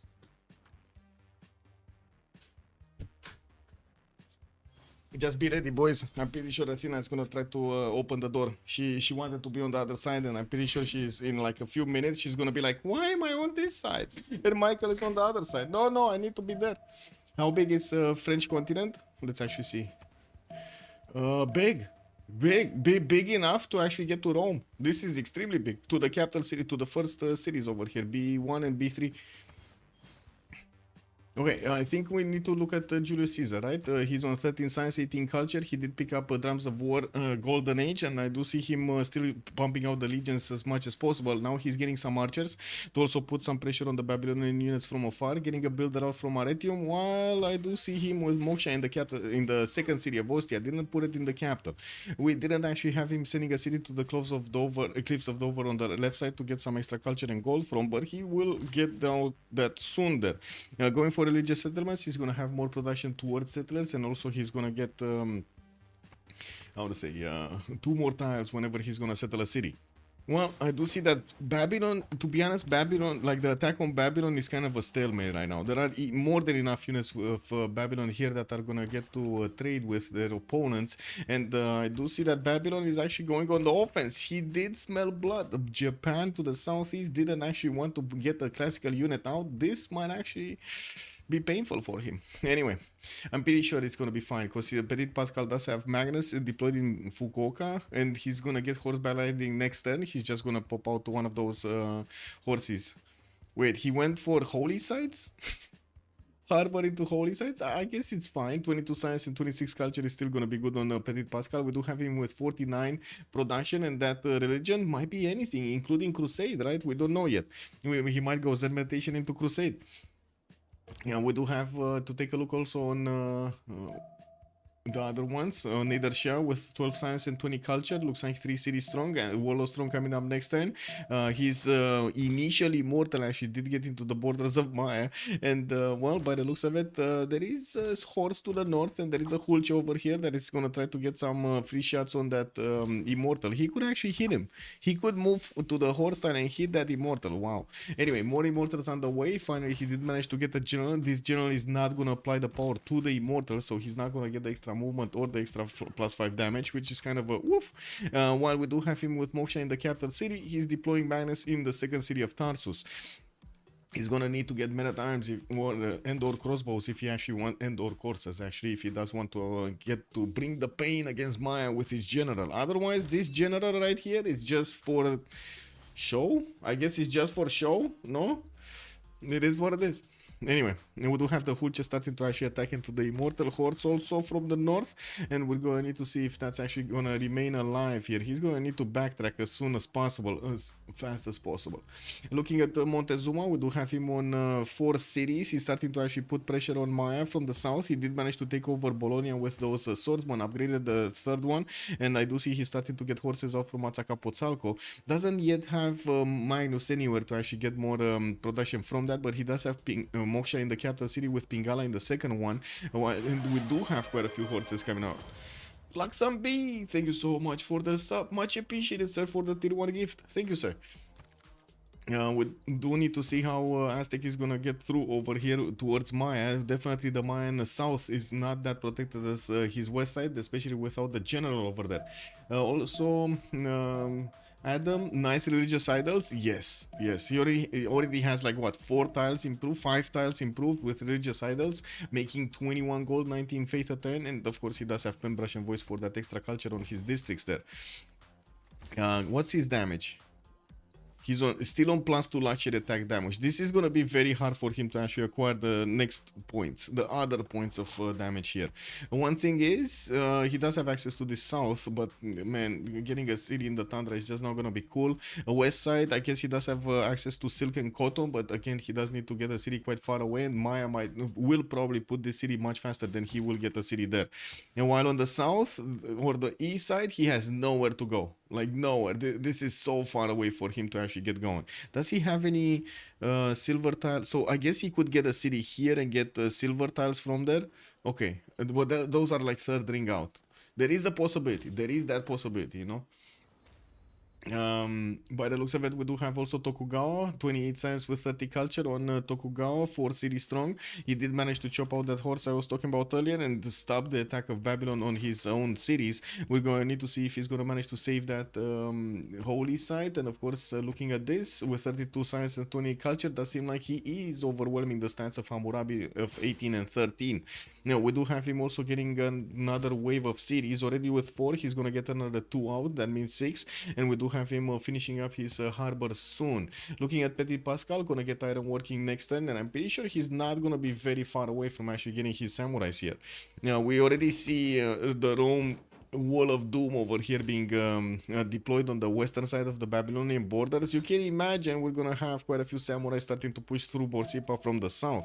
Wall of Stone coming up in 3 turns from Borsippa. Tirits will need to make a decision where his general is gonna go, and of course we're gonna need to see if Japan is gonna get to push back the initial attack of Babylon against his city centers. He is trying to get some archer units to actually force back these horses from his borders. Okay, that seems like it's going. Hano is giving him a bit of extra vision over there towards the northeast to see if there are any more units coming behind these. Looks like they're not, so yeah. He's gonna be safe.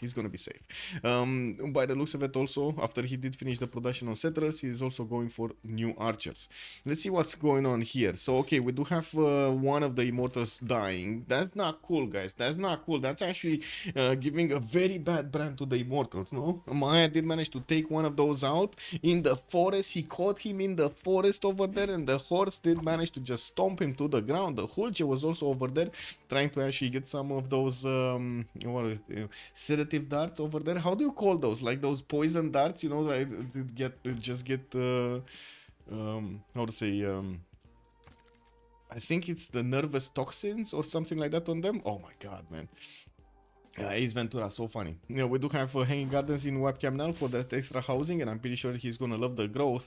While commercials are starting to get out from the south, I do have to say Aztec didn't quite build a very big army here. He did manage to get another 2 horses, and it looks like he might actually be trying to go towards Hattusa, since the Mayan Empire is trying to actually get to Sus, that city center. There are quite a few chops, a lot of chops actually in Azcapotzalco. He's gonna have Magnus giving him 1, 2, 3, 4, 5, 6, 7 extra chops over there, and if he gets this one also in the south, that's gonna be amazing. We do have him with the horses coming around, and still needs to actually wait the next few turns. 3 builder charges. I'm pretty sure he's gonna want to get all of these with powerful chops.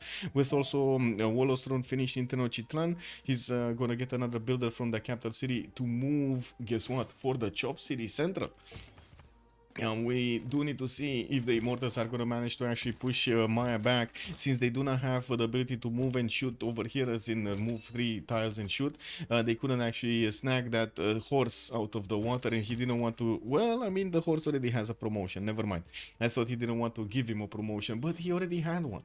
I do have to say FNC Nemesis is only on 12 science and 21 culture, definitely increasing his production in Immortals as quickly as he possibly can, trying to get more science from Big Gala, establishing in the city of Bactri. While we did have the Wall of Stone finishing, he's not paying that much for his military anymore. 46 points of production against Lady Six Guy's 53. Definitely we do have Lady Six Guy here with the ability to get to castles, to get to crossbows, machinery basically, very, very quickly, right? He's discovering and engineering next turn, drama and poetry next turn, gonna have mercenaries, gonna have all of those higher tier units, and this is gonna be a problem. Now the same question remains on Babylon, right? Is he gonna manage to withstand the test of time over here with the 2 nations next to him? He's kind of locked in 3 cities. Ooh, he did manage to break out with a city center towards the north here. Now the question is, where is he gonna settle this bad boy?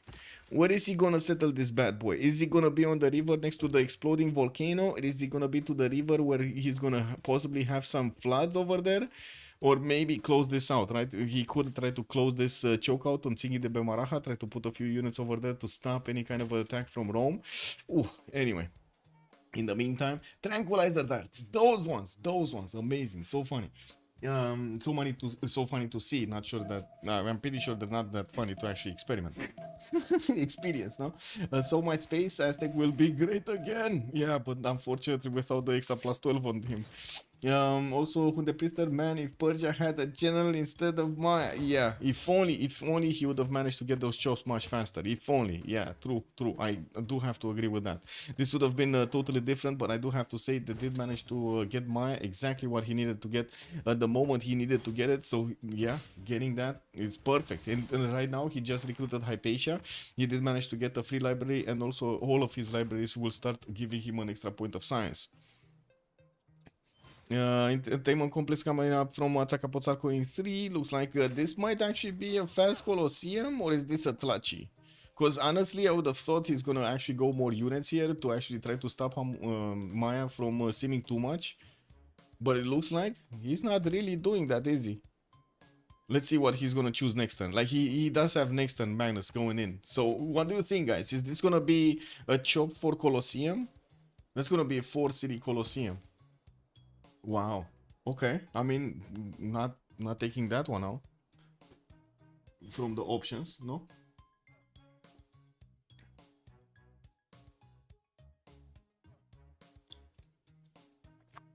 Yep.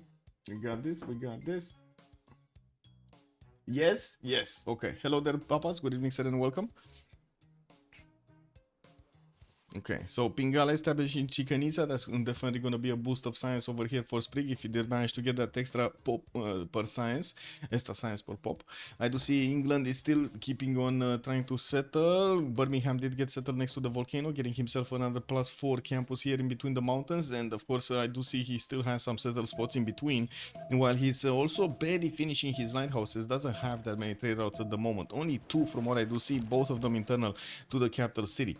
Is there going to be a possibility? I mean, there was a possibility for him to actually trade with Babylon here through the North Sea, right? They could actually both get cities over here and try to trade with each other.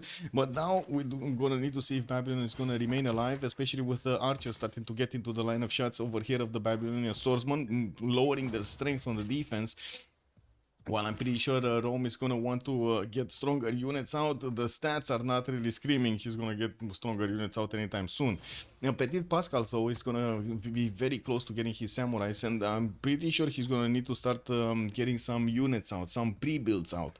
We do have him still with Magnus deployed in Fukuoka. He still has a few chops to go here, and I do see he's building the Temple of Artemis in Nagano. That's going to be, wait a second, 1, 2 for the city of Nagano. I guess I don't know where this horse is. Let's see. Is this Tokyo or okay? So it is Nagano. So he's gonna get 2 over there, possibly 3 with the bananas in the north, while none in Osaka. Well, I mean, I guess at least he's gonna get a few points of amenities, some extra food over there from that wonder, and a lot of housing. Did they actually tone down the food on? I think they did, right? On Temple of Artemis, they did tone down the food generation or something. It must be place adjacent. No, it's still 3 food and 2 housing. Oh, it was, wait, wasn't it more housing or something? But anyway, I know there was a nerf. I'm not sure exactly which nerf was applied. Yeah, we do have the Bass coming around from Rome, and I do see he's getting also his wave of campuses here, a +4 right in the face of his opponent, with Kume also bringing in a +2 over here next to the mountains, unfortunately. He did manage to finish also his Wallostron in the Cavron Plaza, getting another one of these +3 campuses next to his geothermal. He's also going to need to get to 7 pop in the capital, so he places another one of those campuses. I don't think he needs to pay attention that much to gold, but gold is definitely going to be a kicker here in the next part of the game when they're going to need to start upgrading units. I think it got -1 food, -1 housing. Okay, that definitely makes sense. Okay, Aztec is still trying to push forward, just with his swordsman making an appearance on the Mayan border, just as we do see Persia making an appearance from the west of the Mayan borders. He's also sending his units towards Hattusa, which did get levied and upgraded, all of these units. Now the question will be, can they actually handle Sprig? Can they stop him? Petit Pascal does have 3 in that city center. He would need what, another 3 or 2? he would need another two envoys to actually peace out the city state, which will unlevy all of these units, basically forcing Maya to just waste its gold on the upgrades there, and of course giving a chance over here for Aztec to try to do something. At the moment, I don't think these horses are actually gonna do the damage they need to against Atusa. They won't even get pillages over here because Maya upgraded all of his units. There are so many Persian immortals starting to appear on the western side of Mayan borders, and Maya is still getting built. Oh well, he's gonna get machinery in 3 with civil service also soon. And we definitely need to see these immortals managing to get onto the hills and start stomping cities. We do have settlers coming around from Persia's 3 cities, 3 of them, and I'm pretty sure he's gonna try to double his city count here. Does have a Foro city on Torres del Paine directly against his opponent, but I guess Freshwater is gonna be up the premium. At least he does have this south settle of Torres del Paine on the water, giving him access to more turtles, honey tiles, and of course the beautiful tiles of Torres, getting him the extra food over there. We do need to see here what's going on. Okay, more horses. Wolostron finishing up. Temple of Artemis. We still don't see him. We still don't see Japan actually going that quickly for his samurais. Oh well, I guess it is what it is. We do have Rome still having major problems actually attacking into Babylon's units, mostly because of the extra strength of these Babylonian swordsmen on the defense, not to mention the line of archers behind these, and also, guess what, the general, both of them do have generals. One JD, good evening sir and welcome. That Aztec production looking rough. Yeah, not looking good, man. Not looking good. Only 42 points of production here. And the question is, what is he chopping? This is my biggest question in Azcapotzalco. Is he chopping units or is he gonna chop the Colosseum? I don't know. Is he gonna chop units or is he gonna chop the Colosseum? Magnus did establish, so if we do see some chops, they should happen this turn. Okay, he chopped another builder. Makes sense. And okay, he's putting his Tlachi. Chop the Tlachi. Okay, isn't that giving him an extra point of attack? An amenity, no? No, not the point of attack, it's just an amenity in the free building. I believe the Tlachi, no? Tlachi... 1 point of amenity, yeah, there we go. And 1 culture to a city center within 6 tiles. Amazing, no? Coco did manage to get to 30 science and 35 culture, but still very low in the production. 41 points of production. We do have his units managing to appear next to Maya's borders. I do have to point out Maya is going to start upgrading his hulches into crossbows as quickly as he possibly can, get the gold out, and of course get those upgrades going. We do have a crossbow actually deployed on the western side, so he can actually defend against Persia's units. These immortals do have the range shot attack, which is more than what the normal swordsmen have. We're going to need to see if they will have enough strength to actually attack. I have no idea what this Persian slinger is doing here. I think this guy is lost. Like, honestly, I think this guy is lost. I have no idea what this guy is doing here. Will FDS have enough gold to keep so many armies? With Wallows Throne on like 3 or 4 of them, I think so. I don't think gold to upkeep is gonna be a problem, but gold to upgrade might actually be a problem. Especially if not a single one of them is actually going for gold generation right now. We did have harbors only on... Petit Pascal, and by the looks of it, we do have a bit of a problem with him, right? He needs to actually flex against his opponent to the north, against Babylon, because he was getting pushed. Okay, there is a possibility for some Mayan units to die here, actually. There is a universe where these units are not gonna survive the next few minutes. Ah, that slinger got taken out. Man, 1 shot by the crossbow. He didn't even have a chance. He got 1 shot by the crossbow. I have no idea what that guy was doing there. If anybody knows, please tell me. Let me actually put up also the prediction for who will win. Let's see, what do we have here? We do have on one side FDLV, and on the other side we do have LFDS. Oh, I do have to say, man, we do have quite a tournament right now ongoing on CivFR for Civilization 7. Let me actually put it up on the screen here so you guys can see. Click.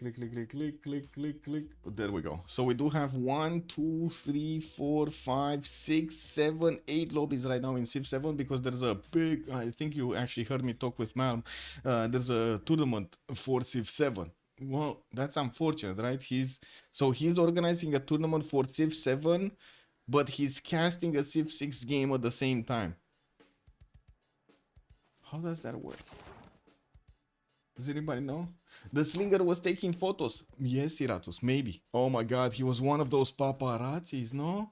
Oh my god, staying over there, but forgot his car home. That's what happened over there. He forgot his car home. It's fine. Anyway, with slingers, with crossbows starting to get out from Uxmal, I do see the damage from these crossbows is critical against the Aztec swordsman, so I'm pretty sure they're gonna get pushed back over here. I don't think Aztec wants to lose all of his army to that one single crossbow. We do have also, by the looks of it, Aztec not following through with Colosseum chop over here in Natsa He did manage to get another wave of builders, so he starts upgrading stuff, and I do see he's gonna get... there we go. Man, you need to get out of there, man. Man, you need to get out of there. The swordsman, man, didn't get a promotion. The damage on him was so much, he didn't manage to get a promotion. But at least one of the horses of Maya did get taken out, and we do have quite a few low HP units here still remaining for Aztec on the field with a single full HP one. One single swordsman is gonna be full HP here. He can't even move forward. He doesn't have any more movement. Kick W.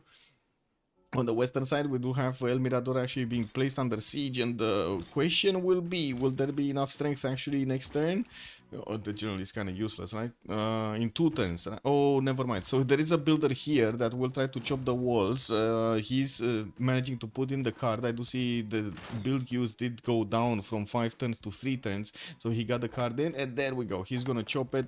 He chopped it right now. I didn't actually see the builder still had the chop, still had movement basically. Very nice. So wall goes up next turn. Persia will need to actually go through the wall defense of Mirador before he's going to start attacking into the city center. But there is one kick here, right? There is one catch. The Persian units actually have the ranged attack, so they don't need to expend their health to attack into the city center that heavy.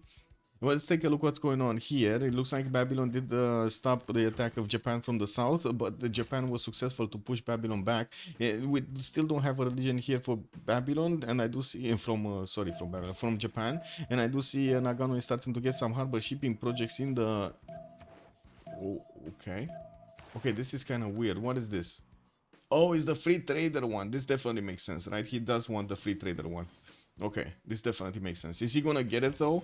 Yeah, he's gonna get it. He does need like 0.2 points, by the way. Yeah, he did finish his Temple of Artemis in Nagano, going for La Venta to actually kick it out of the map here, while La Venta is making projects. Perfect, no? Perfect. Surely PC can run Civ6 and Civ7 both at the same time with multiple monomers in 2 years, no problem. Yeah, exactly, and like 8 eyes or something. Okay. Hattusa has been defeated. Whoa, they did manage, the horses did manage to actually take out those units of Maya from the state of Hattusa, bringing down Maya's size a little bit, but to be honest, Plik does have the biggest size in the game with 50 points and 39 points of culture. It looks like El Mirador is going to take a few hits from the Immortals, and I don't see Maya having the easy ability to push back the Immortals, not yet. He does need to get a few more of these crossbows out, and I'm quite surprised he still is keeping this crossbow in webcam now, as in the encampment. I would have expected him to start moving forward, but I guess it is what it is. From the southeast, we do have Aztec that's taking quite a bit of a beating in attacking the city of Uxmal, while Maya still has 2 horses available. That crossbow is the danger. He can two-shot these swordsmen out of the water, not to mention the low HP ones. He can just take out instantly. That's so easy. So easy. And I do see that France is sending a few of his forces towards the southwest, while he's totally ignoring the east side towards Rome. So he is being called. He's being called to action over here. Chuck is being called up by his teammates. The gold portent does look much better on Freritos de la Vega, with Chuck managing to get 67 gold a turn. It did also manage to get Colosseum here in the city of Bordeaux with the chops from Magnus. He's putting down one of his theater square, +5. Next to that, entertainment complex, the city center, commercial, and of course the Wonder. While he's also starting to get some industrial zones out, he did finish a lot of these chateaus. The chateaus giving him the extra culture and gold is amazing. He did have very good spots for them. We do have another wave of settlers coming around. I do see 2 of them from Paris and Toulouse, and we definitely need to see how he's gonna try to get the aqueducts here to actually boost the production of the industrial zones. I think he's just gonna get 1 on this 1-1 to boost 2 of them, and that's gonna be it, right? Because this one is from Marseille. Oh, he can boost 3 of them. He can put another one here. Okay, so that 1 aqueduct, 3 industrial zones. Very nice. And then he can follow up with another, well, I guess he already got this one. He already got the campus to the south of Toulouse, which is only a +3, sorry, from the two rainforest tiles. Oh well, it is what it is. Okay, so Maya counterattack. It looks like he's moving up with the crossbow, and I do see him managing to do the damage against the Persian Immortals. These Immortals, again, they do not have the extra +5 or the movement. It's kind of hard, they're kind of like clunky to move around the territory here, especially since you do want to shoot with them every turn. Escaledum, bună seara domnule și bine ai venit. He keeping it, so their horses, so wait, he keeping it, their so horses spawn in city. He keeping it so horses spawn in city. Which horses spawn where? Wait. Escaledum. I might have not gotten the message when I needed to get the message. I'm sorry. This thing. What's going on?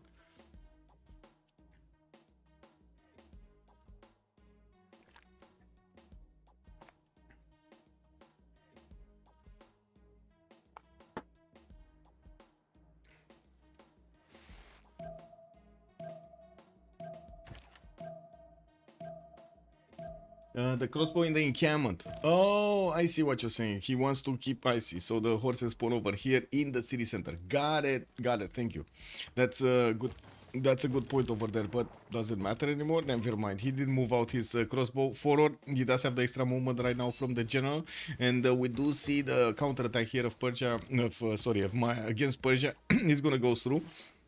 And there is a weak immortal that's going to be taken out. 2 of them got taken out, and no counter attack yet from Persia's units. He keeps on attacking the city of Mirador, and we do have another immortal that needs to actually get around there. And again, the lack of extra movement is slowing him down so much. From the south, Aztec remained with a single swordsman to actually fight this off. He's trying to bring new ones to the table, and in the meantime, got a few horses. He's taking out that warrior of Maya that was next to Hattusa. And I do see his builder is trying to figure out, okay, so do we have more resources here or do we don't have more resources here? He is seeing the silver, but I guess he does need to actually get through that choke in the south that I was talking about that he could get the silver from. Oh well, he still didn't actually get the amber. Also needs to get the amber improved. That's a +3, that's another +1 over there for him, I mean. +4 campus in the capital, could easily get a +2 over here as well, but I'm pretty sure the +4 is gonna be juicier. While we don't have him with the next population level, he's kind of capped right now, 28 turns to get to the next population level. He definitely needs to get something, and I think he's just gonna chop that marsh tile, so he gets the 7th population. Tenochtitlan. Age of Empire did manage to get his Stonehenge out and got a religion. Let's actually take a look at it. It's the first religion of the game. Zen meditation with sacred places. He's gonna get some extra points over there from the city that did get converted, but unfortunately doesn't have a holy site in that city center, so actually spreading the religion not gonna be that easy. We do have quite a few free bows that are roaming around. They don't really have a target, and I do see in the south Japan is gonna take out La Venta soon. He does have 3 horses that are banging on the doorstep of that city center, while in the city of Fukuoka, he just is getting more and more attacked by Babylon. Babylon just managed to take out one of his horses, and by the looks of it, because Japan did actually stop building units, he doesn't have that many units to defend the city of Fukuoka. We do have Babylon still chopping out as many of these units as possible and sending them to the south. It looks like Mashfa Shapir's position was actually quote-unquote the safer one next to the volcano. I'm not sure if it's that safer because, you know, KW, volcano tends to explode. While I do see Rome is also going to put a city right on the thingy, the Bebaraha. Does Babylon actually see this? I don't think he sees this, no? Yeah, he doesn't see this. He's gonna be just a surprise next time when that city is gonna pop over there. I think he's gonna be. Wait, what do you think, guys? Is he gonna just settle on Tsingy? I think he's gonna settle directly on Tsingy. Or do you think he's gonna want to go for the horse? He could do both, right? There's no problem for the Legion to actually one-shot the Slinger if he wants to. Okay, there we go. He's moving Legion forward. I think he actually wants the horse. We do have crossbows coming out from Rome as well, level 2s, and I do see Babylon will have some level 2s on his side as well. The Roman legions are going to be quite strong to defend against them, especially with the Tortos promotion. We do have quite a few of them that did manage to get that promotion, right? Yeah, everybody in the Casamara did manage to actually get that promotion. With the crossbow starting to appear from both sides are actually trying to give themselves a bit of a demarcation, like a bit of a DMC in between, so they don't just feed free promotions to everybody. We do have also Rome managing to settle the unknown city of Cliffs of Dover. We have no idea what this city is called. While I do see he's gonna get another wave of builders, those I'm pretty sure are gonna be feudalism builders. He's just pre-building them right now and trying to get them quickly to get them out. Where are we? We're 7 turns out. Looks like Hammurabi still needs 10 more points to go. He's 4 cities strong, and I do see another campus coming around. This is a bit awkward for him to actually get the next points, the next golden age. Lady 6 guy only needs 5 more points. Samurai is coming up from finally from Japan, but again no pre-builds. He only has like 2 of these samurais, and when I'm talking pre-builds, I'm talking like 6-7 units. Doesn't have a general. He never actually put down an encampment, so these samurais are kind of gonna be naked. I don't think Babylon is gonna die anytime soon. Like, looking at this, I don't think he's gonna die anytime soon. Anyway, we'll see if Japan actually musters enough production there. He does have 96 points of production on his side, but still shy of the Chuck's 116 and Poppy's 118. We do have also Chuck managing to get his golden age. He's still on 5 cities and putting down a few more theater squares, getting his campuses out from the capital city while he's finishing up his libraries, and got that aqueduct over here to boost those industrial zones. Very nice. This is a beautiful actually placement from him. And with also, let's actually see, Victoria getting 56. Okay, he secures his golden age. Very nice. Also gonna settle on Krakatoa, gonna get closer to Persia. Now this might be dangerous for Persia, especially since this is another continent. Oh my god, redcoats are a possibility, no? Nemesis is barely 23 science with 20 culture, and we do have England here with the other continent on Persia. He can disembark red coast directly on his coast. Oh my god, this is gonna be amazing, guys. We might actually get to see this. Skazdal, hello there, sir, and welcome. The crossbows in the encampment. Yes. Babylon about to settle Helm's Deep city for naval trade routes. Is he trying to settle this one? Oh, he's settling this one. Oh, I think this is actually more for how to say, more to get out of there, right? This is basically his safety settle. He's feeding a lot Japan, but Japan doesn't look like it's that strong, to be honest. Like, especially with just one single samurai, definitely Japan is not strong enough. Anyway, let's see. Nader Shah, 50 out of 60 points, 246 cities. Okay. He lost the fight on El Mirador. The walls did go down, but I don't actually see him managing to get the city center anymore. With so many units from Maya actually cleaning this up, it kind of looks like Persia is gonna... Yeah, he's gonna lose all of his army here. Like, all 4 of these immortals are going to be hunted down. And in the south, it does look like Aztec was pushed back by Maya. That one crossbow, man. The one crossbow. Yeah, Chuck did get Colosseum. Amazing. The one crossbow of Maya upgraded faster, denied every one of the attacks of Aztec here from the south. And of course, we do have another settler moving to get that city center south of Webcam Nile over here in this area. He's going to have access to more of these cotton tiles, bananas. That's another +4 observatory. Oh, another one actually coming up there. And while he's cleaning up the units on Persia of the western side, we do have Persia trying to get a few more cities out and also switching his production towards horses, which are going to be much faster to get onto the front line. But he kind of needs castles, right? He kind of needs castles. He's going stirrup, so I'm not sure. Because, like, if you pre-build horses, you kind of want to go castles, so you get to upgrade them into coursers, and he's gonna get the general bonus also from Timur. If you want to go for stirrups, you just go heavy chariots and upgrade into knights, no? But anyway, it looks like he's gonna also have a problem from England from the northwest, and I don't think he's gonna have a nice time in the next part of the game. We do have Montezuma with 50 out of 51 points, and I do see him managing to get the many times promotions on his units. He's gonna try to get another round of attacks against his opponent, and I do want to check if he did manage to upgrade his amber. Still no amber upgrade. He's gonna get a builder there from Chalco, and we do have the other build. Where is the other builder? Did it get back? Oh my god, it got back in Bologna to actually chop the campus. Okay. Well, at least that's a +3 campus, no? Would that be his first +3? Because I think that is his first +3. So he will get a splendid bonus from it. I do have to point out, these are a lot of points for him to get. In the next, like what, 4 turns? These are a lot of points to get. So Amber Tile gonna be improved. He can get a boat out. He already got some pikemen, that doesn't really matter. Splendid bonus from the campus. Commercial, no splendid bonus anywhere. Oh no, he already has the, oh my god, he already did build a +3 campus, so he doesn't get the splendid bonus on this either. Okay, that's a bit of an awkward position over here for Coco. And I do have to say, looking at the point screen here, we do have Chuck with 71 points of science, 93 culture.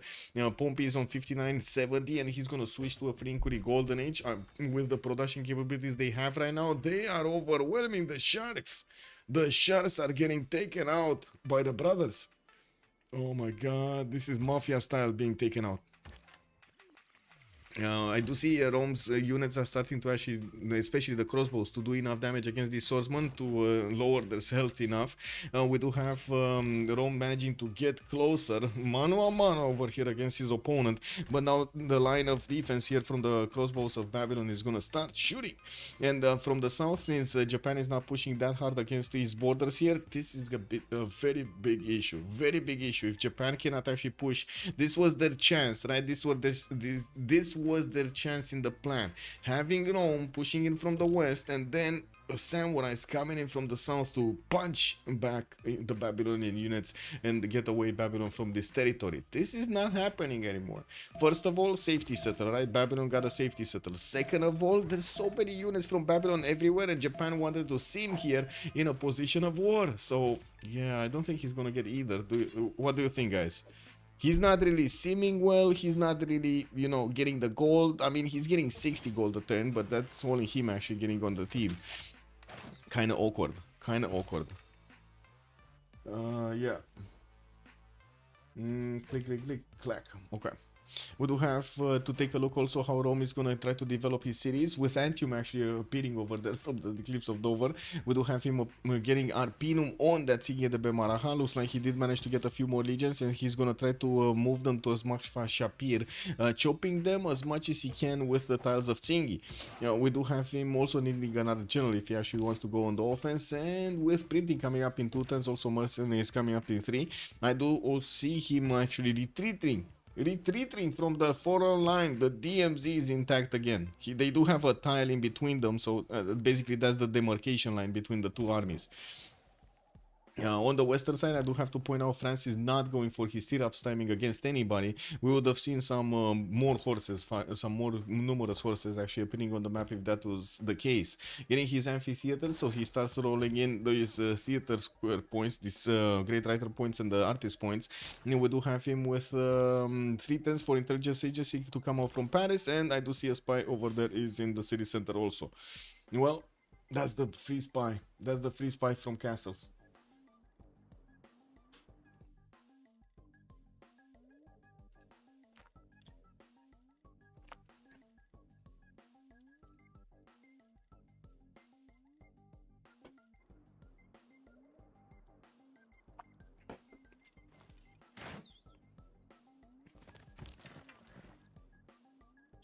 Okay, Builder 2 turns, builder can accumulate in turns. I do see market coming out from Chichen Itza and more cities from France on the south. Well, I guess we're not gonna see a city from Maya actually being settled on this coast because it's way too far away from his capital and he's gonna get penalties, so they can trade with each other on the coast. And I'm pretty sure Czech is just gonna send those on the land. We're probably gonna see Reina being established in Lyon after he's gonna finish with the chops there. We do have also Aztec starting to flex another wave of units against his opponent here, with quite a few of these new swordsmen starting to get next to Uxmal. There is that level 2 crossbow that he needs to be very, very careful of. On the eastern side, it looks like France is getting punished for those horses, and we do have the units of Aztec slowly coming in from Teayo. They are starting to get some upgrades from swordsman into men at arms, and of course from spearmen into pikemen. That helps that much. We're going to need to see if he's going to manage to pull off an attack, also couple it together with Persia, since Persia's army from El Mirador is down to a single unit. We do have just this one single immortal that's trying to run away over there in the desert. From the northwest, England is starting to get the tiles of Krakatoa upgraded, and look at those tiles, man. These are amazing. This is one of the best Krakatoas ever, isn't it? We do have builders in 10 from Plymouth, and of course one already is there to try to help with the chops. While I'm pretty sure he's gonna need to get quite a few pre-builds, we will also need to get to military science if he actually wants those redcoats. Shouldn't be that far away for him, especially in the next part of the game when he's gonna switch to a free inquiry golden age. Or I'm thinking he's gonna switch to a free inquiry golden age because he does have a lot of harbors. Like 1, 2... Oh, here he has a harbor also here. Well, that's 0 adjacency. So 1, 2, 3, 4, 5 soon, and that's it. Okay, 5 harbors. With some commercials coming in, this should be a +4. Yeah, another +4 over there, going for some campuses in the other cities. Leeds is going to have a very good one, actually, a +4 in between the mountains there. And while I do see him also starting on his industrial setup, he's going to get this one here. That's a +3 with the aqueduct finishing. Very nice. +6 industrial zones from the get-go. Very nice. Let's see what's happening in the south. So Japan did manage to build a few more samurais, and as you can see over here, we do have a lot of Babylonian horses coming to actually try to test those samurais on the battlefield. While still, I don't see Petit Pascal upgrading all of his swordsmen into samurais. He does have the upgrade button. He's probably keeping gold for something, and the big question is for what? For what is he keeping gold? We do have Nader Shah here coming in 4 turns to get his stirrups, but I don't see pre-builds. Where pre-builds? If you would have kept the gold for him, he would have had the pre-builds. No, is this Aztec? Is this for Aztec? Okay, we do have Aztec actually lashing out against that Maya level 2 crossbow, about to take it down entirely. That level 2 crossbow actually got out of the city, made a major mistake, not actually benefiting from the city's defense. And now, we don't know. The health of the crossbow is very low, very, very low. It could definitely take out the unit or try to run away, one of the two. We do have Aztec managing to get his men at arms soon on the front line. He does have soon to actually give him the extra bonus of speed and also Ethelfled. I do see he did recruit another one for the medieval renaissance bonuses, starting to get new men at arms and also new crossbows from his city centers while he's finishing his campus. We are 1 turn away from the golden age, and let's actually see. Hammurabi going normal age, Lady Siska going golden, Catherine de Medici going golden, I do see Victoria going golden, Julius Caesar is gonna go golden. We got Nader Shah not going golden. He's 8 points away from getting his golden age. While Montezuma is gonna be 9 points off from getting golden. Petit Pascal did manage to secure his golden age. He's 61 out of 51. Okay, at least that. We do have a campus here coming up from Tokyo. He's gonna place this one. Okay, I mean that works as well. I was thinking he's actually gonna get a campus from Okayama on that tile, but I guess it is what it is now. Still gonna have it a little bit later. That's a +5 campus that he's gonna now. I'm not complaining. That's a lot of science that he's gonna get. And I do have to say the units in Arpinum didn't actually start moving towards Babylon city of Mashfa Shapir, while that city is getting smashed by the volcano. I think right now he's kind of, debating, was this the correct choice to go on the volcano that's exploding? What does chat think? Was this the correct choice to go? I don't know if it was the correct choice to go, man.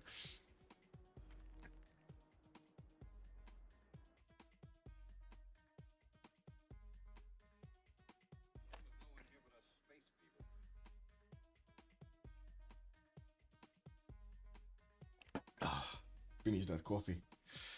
Whoa. Need to close this. To get this and this. There we go. So nobody's saying anything. Okay. Okay. So we don't know if it was the correct choice to go. Okay, so let's see. Aztec moving in. Level 2 crossbow is saved. It's saved right behind Uxmal. And he's gonna start shooting soon. We do have Mayan Knights also starting to get around. Getting upgraded from those heavy chariots. While Uxmal doesn't have walls right now, it's fine. Though these Knights are gonna boost the city defense quite a lot. And these swordsmen are gonna have a terrible time actually pushing into them. You do have some pikemen that are gonna get a much better time, especially with the extra +5 of the general and the movement to attack into the knights, but they usually don't do well against cities, and they definitely don't do well against crossbows. We do need to see if he's gonna manage to actually smash enough the strength of Uxmal to take it out entirely. We do have coursers coming out from France, finally getting another spy from Toulouse. I do have to point out he did get already one in Paris, but he is keeping it there. I'm not sure for what, but he's just keeping it there. We usually do see these spies getting to move towards his opponent. Maybe that's one of the question marks. He doesn't know if he's gonna go east, if he's gonna go west right now, so he doesn't know where to place it. No, I'm pretty sure he knows where to place it. He's just waiting for the perfect moment. Looking at Babylon, defense on the west side quite proper. Babylon in the south. Oh my god, he's actually pushing. I cannot believe that the 4-city Babylon is pushing Tokugawa.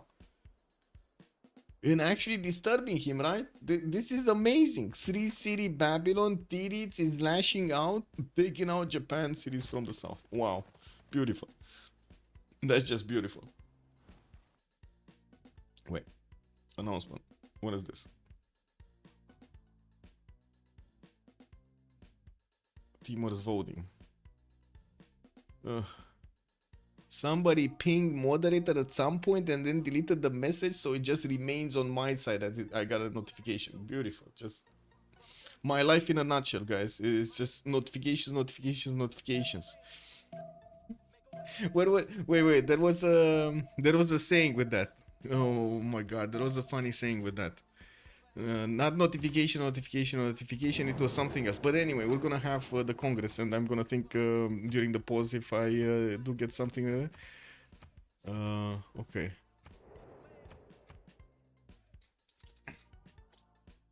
Location.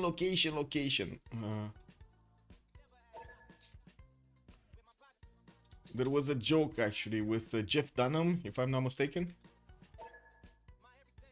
Anyway, better back. Location. Location.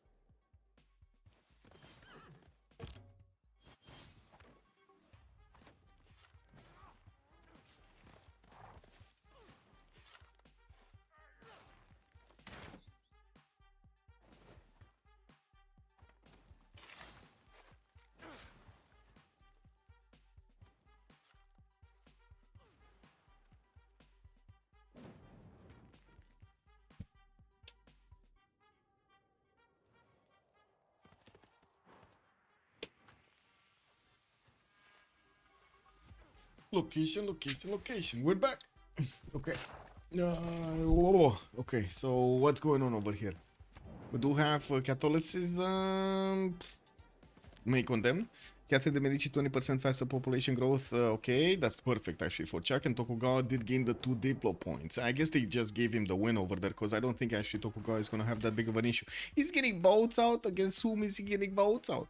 Anyway, I don't think there's anybody that he could get boats out. I guess Nantes could be a thing here, but it's so far away, man, so far away. Let's see. We do have Hammurabi here. Tirit's actually going into his normal age, unfortunately. He does have... Oh, pause biomid. Oh. I guess we gotta pause, guys. Another pause. Moderator help request. Can you guys issue my quits? It's been days. I mean, we did have the band board that is getting redesigned right now, so I'm not sure what's that. What do you think, guys? Should I click on off topic? This is the danger zone on CPL. Should I click on off topic? Uh-oh. I need to ask chat first, cause you know, you never know what you might actually find off topic over here. You never know, man. Chat, yes, no, maybe, so.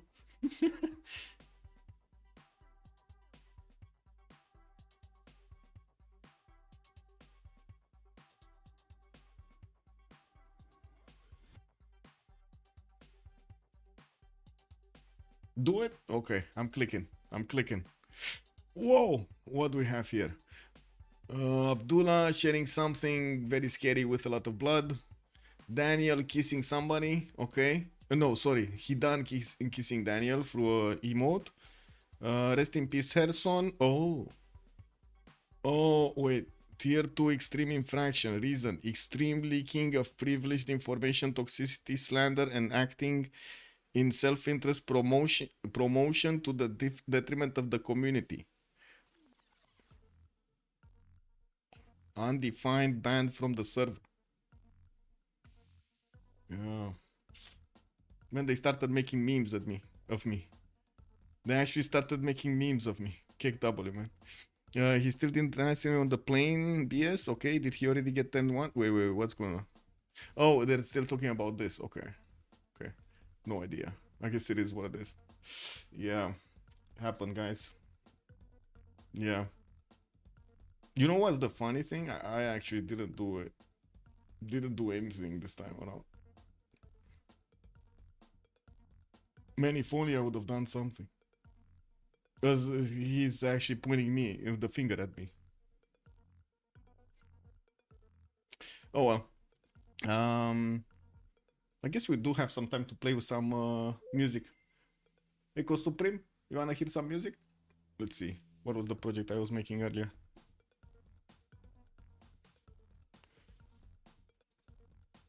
This will be a bit louder.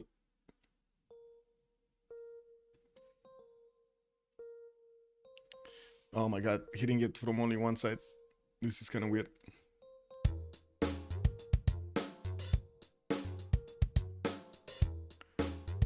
No, this actually needs to be like this. Let's play a little bit. Let's get some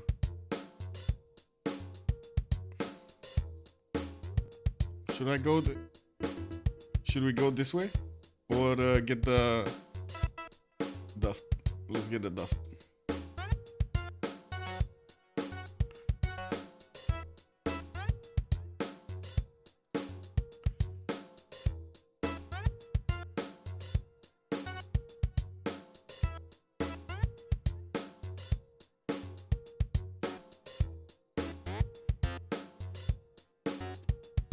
Okay, let's make it rhythm.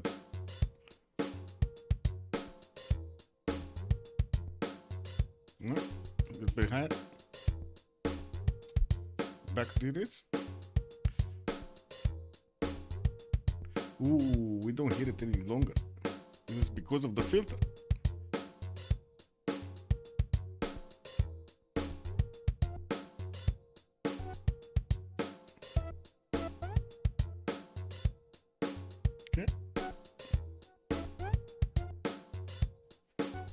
And make it a little bit, let's see, no, like this, the time needs to be like this, the feedback needs to be like less, and let's actually hear it again.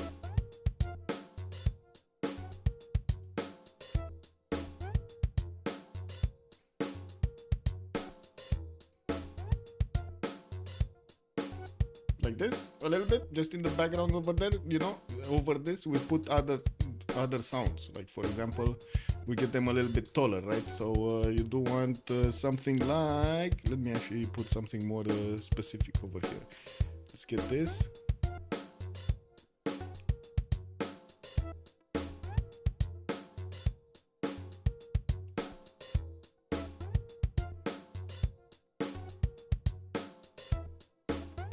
Actually, no, more feedback on this.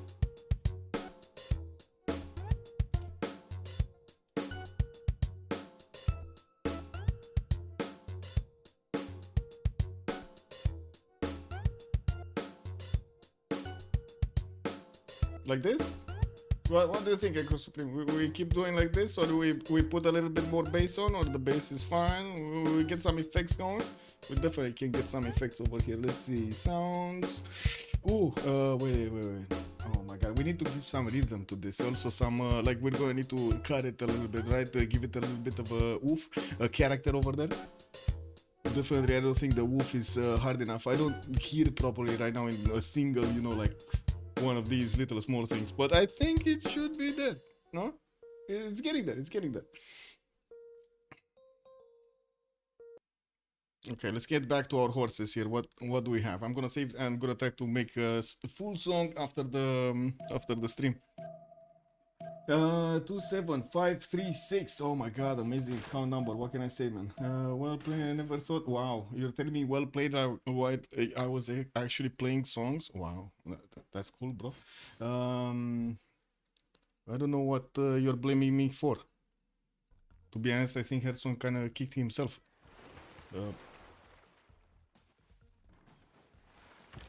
I don't want to take the credit for this. What do you mean? Anyway. We do have, by the looks of it, Japan going forward from Nagano towards the north and starting to push back the Babylonian units. While on the western side, we still don't have Rome actually upgrading his men-at-arms. He doesn't have the upgrade button, by the looks of it, on his legions. Not yet. We do have him going for apprenticeship. Divine Right also getting out in one turn, while I do have to take a look at the others. Oh, wait a second. We got a bit of a heads up here. France is putting his spy in Antium. Not really the best place for a spy if you want to go against somebody. And I do see France is deploying a few more courses to the southwest, so I'm pretty sure he's actually gonna be called to help out Maya here, especially since Maya is gonna need to take care of these men-at-arms from Aztec, and since we do start to see Aztec starting to upgrade his military, this is gonna be tougher and tougher for Maya to actually keep up. But I'm pretty sure with his Pembrasian Voice Golden Age, 87 science and 52 culture, he's gonna find a way, especially since Montezuma did not get a Golden Age. She went normally, so the longer the time goes, the less science and the less culture Montezuma is gonna have. And we're gonna see Lady Sixka over here getting some advantages from actually discovering those extra texts and civics. We do have Catherine de Medici also with 89 science and 119 culture. I do see him with Pembrasian Voice this time. He didn't go for free inquiry in the second age and started to build up his library count. We do have him with some campus research projects also starting to get out. Looks like he's starting to prepare to get towards Newton and try to get Ibn Khaldun. Ibn Khaldun is going to be amazing since he does have Colosseum in his city center. So I'm pretty sure he wants to be competitive to get those great people. That's why he's getting the projects. More commercials for the extra gold. He does have 71 gold a turn. That is more than anybody's making on the other side. So definitely a good addition to his teammates. Victoria 110 with 60. We do have free inquiry golden age coming up on him. 2, 4, 6, 8, 9 city strong. Pompey is getting new campuses out, and I do have to say, since he did switch to a free inquiry golden age, he's going top 3 at the moment to get to industrialization, but I'm pretty sure he's going to come back quickly to try to get to military science. Oh my god, this is going to be beautiful. If he actually attacks Persia with Red Coast, this is going to be insane, boys. We do have workshops and girls, of course. We do have leads coming up with more workshops for the production capabilities. The same can be said about Bradford. He's getting Mausoleum at Halicarnassus, and since he is starting to acquire engineer points, he's going to manage to get an extra charge for all of those wonder builders. Now, with the new campuses coming in, also his science is going to go up. We do have him chopping some more bonuses. This style is just amazing. He doesn't even need to improve it. Like this, look at these styles of Primus. He doesn't need to improve them, no? He just needs to get more housing. That's it, because otherwise his Krakatoa is just gonna work for him. This is perfect. This is unbelievable. We do have more of these. Actually, wait, let's take a look at Julius first and then come back. Julius did get a pen brush and voice golden age, and I do see he has Abu on the front line. He's gonna get some free heals over there with the help of some stronger heals with the help of Abu. And I do see his crossbows are ready to attack into his opponent, but Babylon does have such a strong line of defense here with the two rivers that are gonna be towards Babylon. This is terrible land to attack into. Like, terrible land to attack into. Probably the worst land ever. We do have Squadrons from Fukuoka. I don't know, man, where are Japan's units? Where are the units of Japan? Why is he getting boats out? He definitely cannot hit a Shuna. He must know that he cannot hit a Shuna. Yes, he knows. Anyway, it is what it is. Maybe it's something that we're not seeing here. Is there something we're not seeing? I mean, it's the one city of Nantes that needs to do something, and maybe Rome actually called out for him. Yeah, maybe Rome actually called out for Japan to get some cities out. You do have industrial zone also coming out from Nagano. Not gonna get to aqueducted. It's only a +3. And I do see he's starting to get some more spearmen out in the hopes that he's gonna get to upgrade them. 106 science with 80 culture. He does have pen brush and voice this time around with 134 points of production and 76 gold per turn. He's kind of the only one on his team that's making gold. We do have also Julius Caesar managing to get good enough points on their side, 81, 68. But then when we look in the middle, this is a bit of a problem with Coco and Nemesis actually not managing to get over 70 points. They're struggling. They're very struggling over here. They're struggling a lot. I mean, they're struggling a lot. And then Babylon manages to get the tile next to Fukuoka. How can this be? Anyway, this city is not going to be taken, right? We do have the caravel, so he's just going to get to pillage that holy site. I do see a religion has been established already, just litigation with Defender of the Faith. And I do see a spy also from France is starting to appear there. With caravels upgraded right in the city of Fukuoka, we're going to need to see if these are actually going to try to get to the city of Nantes. But I'm pretty sure by the time he gets here, Chuck is just going to have his own units, his own caravels. With 120 science, I'm pretty sure Chuck has enough time, seeing that there is so much distance in between the two nations. We do have Babylon putting down his... wait, did he actually move forward on the truffle tile and then came back for Belgium? I think he feels pretty safe after he managed to push Japan and he realized that Japan is not actually going to get a samurai attack on him. That was the only way. That was really the only way to break Babylon here.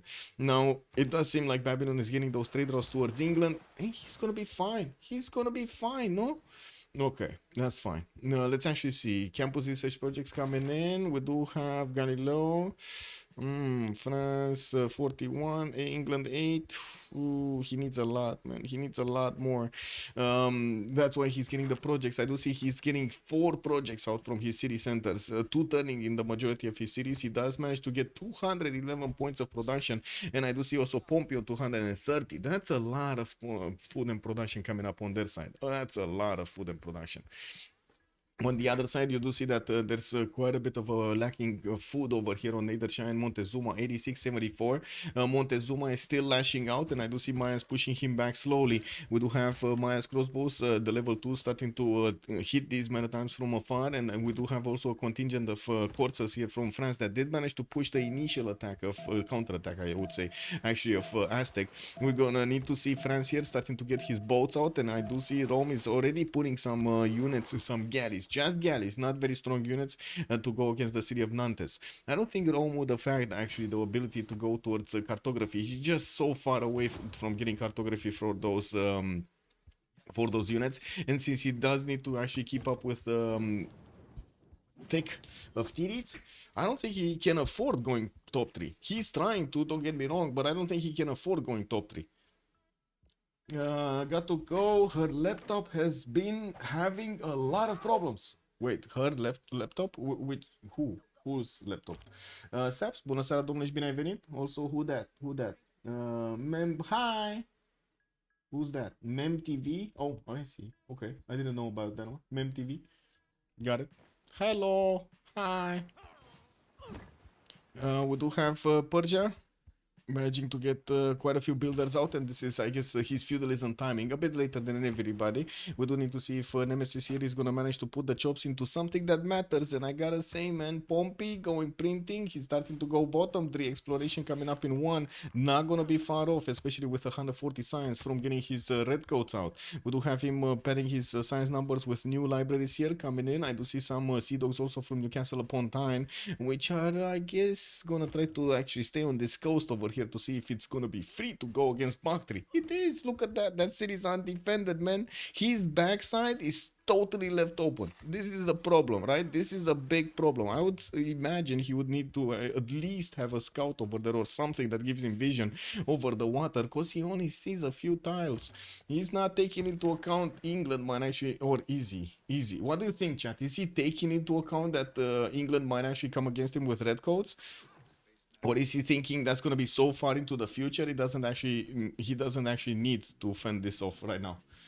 Will we see Britain's UU? I'm so waiting for this. My body is so ready for the redcoats, guys. My body is so ready for the redcoats. Let's see if they're gonna come. Leave man, hello there, sir. You've probably been asked this 600 times why you're playing Civ6 and not Civ7. I haven't been asked that many times if why am I playing Civ6 and not 7. I'm not playing right now Civ6. I'm just observing and doing basically my job as a caster for the Civ6 community, the multiplayer community. We do have still a lot of ongoing tournaments that I'm pretty sure do need to be casted. While in Civ7 at the moment you have zero abilities to actually cast a game unless you actually get all of the players in the same channel to stream, and it's gonna be like awkward because it's gonna be Discord streams and so on. So until we're gonna have a modder making an observer mode, until we're gonna have maybe far access, I don't know, maybe they're actually gonna get their head straight and also get the updates on Civilization 7 a little bit faster. So they fix the issues that they made into the game, they put into the game, and maybe we're gonna see an observer mode. I have no idea. It would be nice. It would be cool. We have actually an ongoing competition right now for Civ7, and during the week I actually do stream quite a few Civ7 games. They're like, I would actually call them like low effort, no camera, no like much things, because I'm still in the like learning the game kind of phase, and I kind of want to go through this learning the game kind of phase also with the viewers, so we get to experiment it together and see also what's going on over there. But as time actually gives me, you know, as time is available, I will do as many games as possible. If 1J, I feel Freritos has this one in the bag. It kind of feels like Freritos does have this one in the bag. Yes, I tend to agree, especially with the stats difference right now between Freritos de la Vega and looking for DShark. While we do have, yes, Rome getting quite a bit big, I wouldn't really see him go long term over here, especially with France having the ability to attack him from the western side with a lot more science and culture. And we're gonna have tank armies here coming out from France against his opponent. Aztec is kind of licking his wounds, couldn't actually punch through Maya's defenses, and by the looks of it, he's trying to get some you know, wonders out, some Statue of Zeus, 3 units from that one, 6, not bad. Well, he's gonna get also Tenochtitlan to get another settler out. Also, Leafman, if you're new to Civ, just join one of the Discord communities. We do have a multiplayer community for Civilization 7 called CPL. It's also for Civ6. You just need to get like different roles, and you're gonna have access to either the Civilization 7 section or the Civilization 6 section. And you're also gonna have, man, a lot of players to play with. Look at this. Look at this. This is Friday evening. They're like full channels over here, ongoing tournaments, everything you want, everything you want. We're basically trying to make, and we have been working slowly, methodically, and I think successfully to try to get a working multiplayer scene for Civilization, even though, yes, the developers are kind of not, you know, giving us that much importance. It is what it is. We're still gonna try to do it. Thank you so much for the follow, sir. Much appreciated. Encampment training projects, encampment coming out from Teo. Looks like new libraries also getting into the series of Aztec here, slowly trying to build up his science, but he's still very far away from Lady 6 guy. On 100 science versus 60. We do have also some units from Maya appearing next to Persia's borders, just forcing Persia to get some defense here, taking away his attention from the western side. Well, I do have to say, England here is still not actually making any pre-builds. Mass production coming up one turn. Looks like Pompey really wants to get his industrialization before anything, right? He got the cartography, now he needs his mass production, and he needs to get industrialization for the extra production on those mines, and also the ability in his industrial zones to start building up the factories and the coal power plants. We do have also, how is this possible? Babylon lashing out against Arpimnu with a single swordsman and 2 crossbows, man. How is this possible? These legions, what are they doing? What are the legions doing, man? Oh my god, he needs to fire them, delete them. What is this? Getting pushed into back in your city by Babylon over here, the biggest of Rome. What is this, man? We do have trebuchets coming out from Cume and also intelligence agency in 1 finishing in Rome. While he's gonna try to get his armories to get more production towards units, not to mention some extra resources there.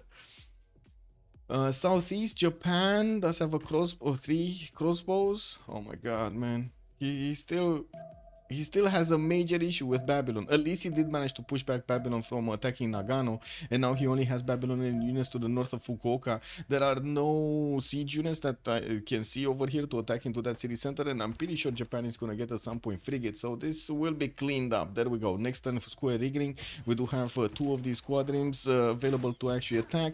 He's with the crossbows, he's managing to do a lot of damage against the Babylonian units anyway, especially taking out shots against these Babylonian crossbows, and letting the units actually pillage all of his tiles is a lot of gold for Babylon. Oh my god, man. Babylon just paid himself over here with 3 tiles, 3 mines that got pillaged.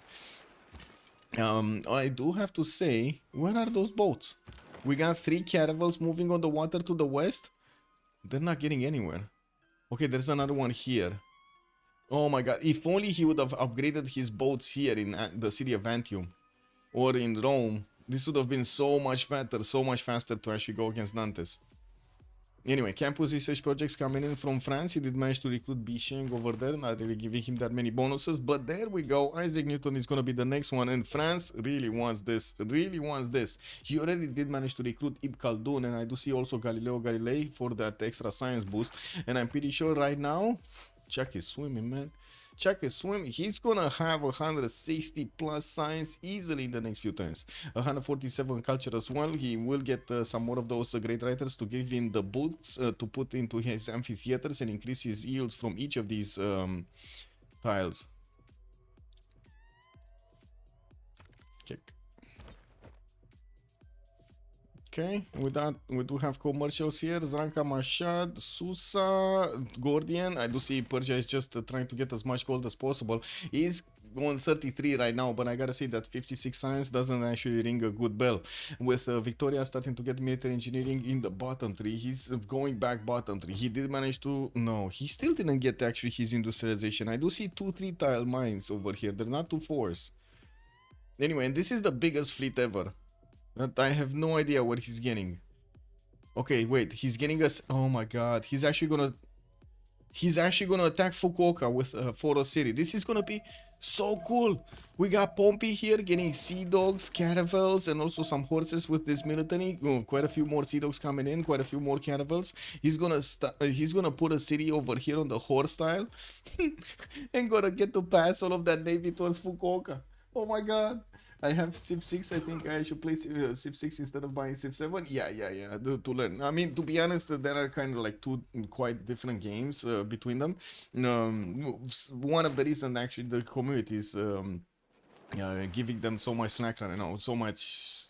I think I said it correctly. Anyway, so much bad reviews, basically, so many bad reviews because of how they actually approach this game versus the entire series. But anyway, Civ6 is still quite played, as you've seen, quite a few channels, quite a few games per day, and it's hopefully hopefully we're actually gonna have a better version of Civ7 soon. They just put out an announcement, by the way. I think I saw it earlier. Give me a second. Civilization official news over here. This is the official Discord. Sarah told us that, hey, all a quick check-in before we head out into the weekend. Next week we plan on sharing timing and details on update 110. This update will bring a number of UI improvements, AI tweaks, and more, including a round of fixes for consoles. We plan to bring them back in line with PC and enable cross multiplayer. Our first three PC patches, I do have to say, I put a pig over here because I saw this line back in line with PC and enable crossplayer multiplayer. If they do this, they either need to slow down the PC patches, which are the most important ones, and they cannot keep up with the tempo they would need to actually climb back from their bad reviews. So, man, they're shooting themselves in the foot again. This is incredible. How many times does this company get to shoot itself in the foot? This is unbelievable. Anyway. We do have universities coming out over here from Kume, and I do see he's also gonna get a wave of spies out. Gara did manage to push back that Babylonian swordsman from actually attacking Arpinum, and we do have him with quite a few crossbows also coming here. Music should be low enough. Yes, it should be. Okay, anything happening here? No. Courses got pushed back. Okay. Anything happening here? Looks like Maya is not that interested in pushing further. He will need Cuirassiers if he actually wants to push through this big line of men-at-arms. And since Aztec did manage to get +3 intel on opponent's movements, these men-at-arms are actually quite strong. +3 actually attack bonus also. He did get that amber improved. And I gotta say, it's incredible how the city of Chalco is just devoid of any point of production here. You know, we do have France starting to spy the city of Texcoco, where Statue of Zeus is getting built. Looks like France did manage to get 2 caravels out, and he's gonna plug this choke that Japan was trying to get in through. We're gonna need to see if these boats are gonna get anywhere. I don't think they will get anywhere, right? They're just sitting here in the Gulf of... Oh my god, he doesn't know how the land looks? Yes, he does. So he knows he's gonna need to pull off like a northern adventure here to actually get there. And you know what's funny? He really doesn't expect this. He really won't expect England pushing through, right? Oh my god, this is gonna be beautiful. Babylonian units are keeping away these Japanese units. We do have Japan actually trying to send a samurai with a settler towards that northern coast. Oh man, this is gonna be beautiful. Next few turns are gonna be beautiful. I do have to say Rome did lose one time his encampment in Setia. It does seem like these Babylonian units, the crossbows are just farming experience shooting at that encampment, static defenses basically. While Rome is starting to get a few trebuchets out, he still needs a stronger technology here. He's getting his castles, that's gonna give him courses. That's not really, he has castles, so he has like knights, but he doesn't have men-at-arms, and to be honest, the difference between legions and men-at-arms is not that big, but it is a difference, right? There is a difference there. England will just steamroll through Japan. I think so, and I do have to say, if they do steamroll through Japan, this is their biggest boy. The Petit Pascal right now is the biggest boy on the Sharks. If he's gonna be taken out, there's very little chance that the others are gonna manage to keep up, right? Even if Rome did manage to get to 100 science, and there we go, check pen, brush, and voice. Wait a second, he didn't activate his Newton. Oh no, he doesn't have that many universities. That's the problem. And he didn't activate Newton either. He wants, you know, he's a bit greedy, but to be honest, I would call this more efficient than greedy. He's gonna want to get the library and the university in a newly built campus, which would have taken a long time to build both. So he's giving time hard building all of these universities in the other cities, while he in the undeveloped city that doesn't have that many mines or production, only 23.5, he's gonna get Newton activated. And let's actually see how much he's gonna pop off, right? We do have 3 universities in the build queues, and he's gonna get that Newton activated. I think he did build somewhere, like in the city of Paris. Didn't he build? No, he still needs to build one. He's getting his industrial zone in the meantime. Okay, I mean, that's a +6 industrial, to be honest. I'm not blaming him. Not blaming him at all. Is Japan trying to block the settler? He's trying, but the question is, can he? Because he does need to get onto these tiles, and he cannot, right? He cannot actually settle unless he goes for his crossbow, for example. I guess that would be the best settle that he could get, to be honest. But no, he's not being left alone by Babylon. And these men-at-arms are actually strong enough to punch through the samurai defense. This is dangerous because he can definitely sacrifice a lot of his horseman strength to do the final damage on the samurai if he does manage to catch the settler. And since there's no unit coming out from Nagano, this is terrible. I mean, this kind of looks like checkmate, right? They're playing like check on 3 sides over here, and it looks like we got the blues and the reds winning this, or the light blues and the reds, because the dark blues are not winning this. Yeah. Victor, bon appetit.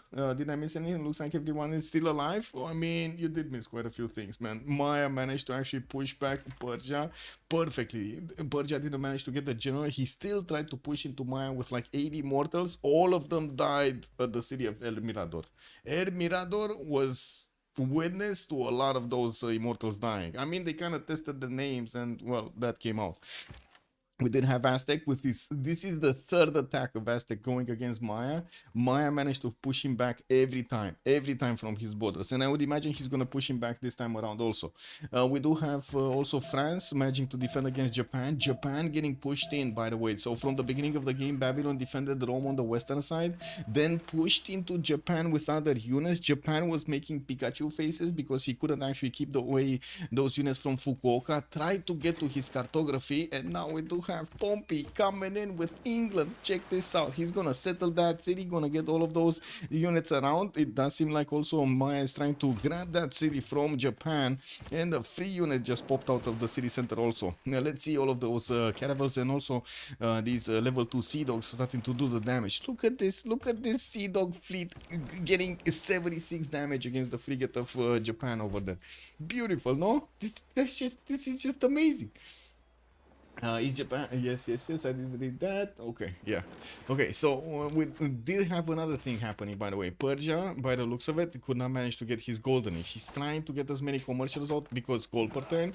And at the same time, I do have to say England could get red coat corps to disembark on Persia's territory, while there is so much difference between them, right? It is no problem for him to actually keep going, putting efforts into this attack on the southwest, while now he can start rebuilding some of those red coats and making sure they're gonna get to Plymouth so they can smash through Bakhtri's defenses, and also get to the city of Mashhad, which is the capital city of Persia. If he gets to red coats, I don't think there's any way that Persia can actually withstand this attack. And we did have also France managing to get Colosseum out. He's getting the pyramids, got Newton, got Ibn Khaldun at the same time, and now he's 160 science with 168 culture. Didn't even finish all of his universities. Yeah, Freritos de la Vega is enjoying the game. Yeah, they're really enjoying the game, man. And we only have Petit Pascal that has have a lot of science and culture, and to be honest, with England starting to push into him with about the same amount of science, it is quite dangerous for Tokugawa here. We're going to need to see if he's going to manage to remain alive, since I do notice, wait a second, this one didn't shoot yet. It still has movement. It didn't shoot yet. Can he actually take out one? He can take out one caravel a turn. So 2 sea dogs, 1 fleet, 1 normal can actually take out this caravel. Look at the damage. Look at the damage. They can take out the caravel. It's just a matter of time. I do also notice England does have the intel on opponent's movements on Japan here. Okay. Oh, this one didn't have movement? Oh, let's see the first moves. He needs to get the caravel in the front line there. He needs a strong boat out there. And I do also want to point out Nagano and Tokyo will not get to reinforce Fukuoka by the looks of it. They're on the other side of the coast, and the only one that can do... Oh, wait a second. There can be... I'm sorry. He can actually get the boats through the south here, but that's going to be a long reinforcement line to get Fukuoka.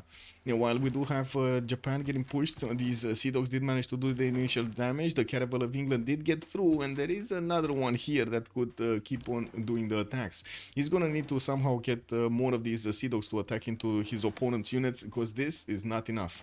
Only one single unit is not gonna be enough. He needs at least 2 to keep on attacking the Caravels. But if he exposes the Sea Dog fleets, the Sea Dogs are not that strong on the counter. The Caravels can actually push through them. Encampment training projects coming from Rome. Rome deploying more units towards Arpino. Maybe he finally actually goes to Makfa Shapir. That was a Babylonian city to the northeast. And I do notice Babylon is keeping a close eye on the Roman units here. Chak and Pompey both getting industrialization next turn, while TTC is getting education. We do have Sprig also 146 science with 71 culture. Still Pen Prussian Voice Golden Age. That science will be his in the next era. He is starting to put down encampments and of course getting the barracks through, so we will need to see if he's gonna manage, and I'm pretty sure he's gonna go for a stronger unit here against his opponent. Just, you know, dabbling a little bit in the top 3 so he gets his industrialization going. While I do see his ally here, France, just keeps on getting projects. Industrial zone logistic projects this time around. What is he getting? So Japan did get Marco Polo. Nedersha did manage to get Ifaldlan. Okay. And Great People. Imhotep is gonna be the next one. And France really wants that. Really wants that. Wasn't England actually having mausoleum? Yes, England actually has mausoleum. Oh, I guess it is what it is, boys. It is what it is. It looks like also the Babylonian units are actually taking down this Japanese settler. Japan, not getting out of there, man. He's not getting out of there alive. Okay, we do have Japan managing to get a promotion on that one. That's not gonna be good enough, and I'm pretty sure he needs to get out the caravel, but he cannot because of the other caravel. So it's one way, sacrificing it. That's the only way. Getting the Sea Dogs through, took out, oh my god, took for himself the caravel. The caravel of England just got captured. And I do see also Babylon did manage to capture the settler of Japan that was trying to block the city of England. Anyway, with the new caravels that are gonna get their abilities here on the bottom, we do have the Sea Dogs that also need to get through. This one did get damaged a lot when it got converted, so it's not gonna have experience. We're gonna need to see new ones getting through, but it kind of looks like with the dwindling numbers of the Japanese boats in this lake, England is kind of winning this, isn't he? It's, yeah, he did lose the settler also, yeah.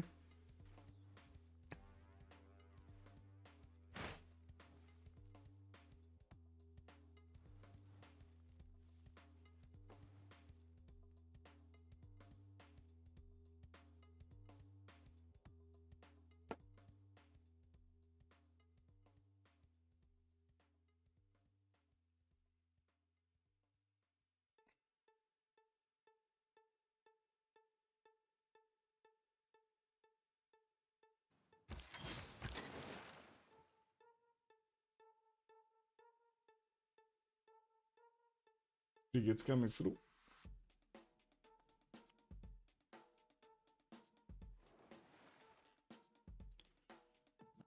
Okay, no more attack here. Okay, looks like Maya's coming back to his borders. Maya's is starting to upgrade musketmen. These are gonna be strong enough actually if he wants to push into the knights, because there aren't that many units from Maya. But I'm pretty sure it's just a matter of clicking a few buttons and Sprig is gonna get his ballistics.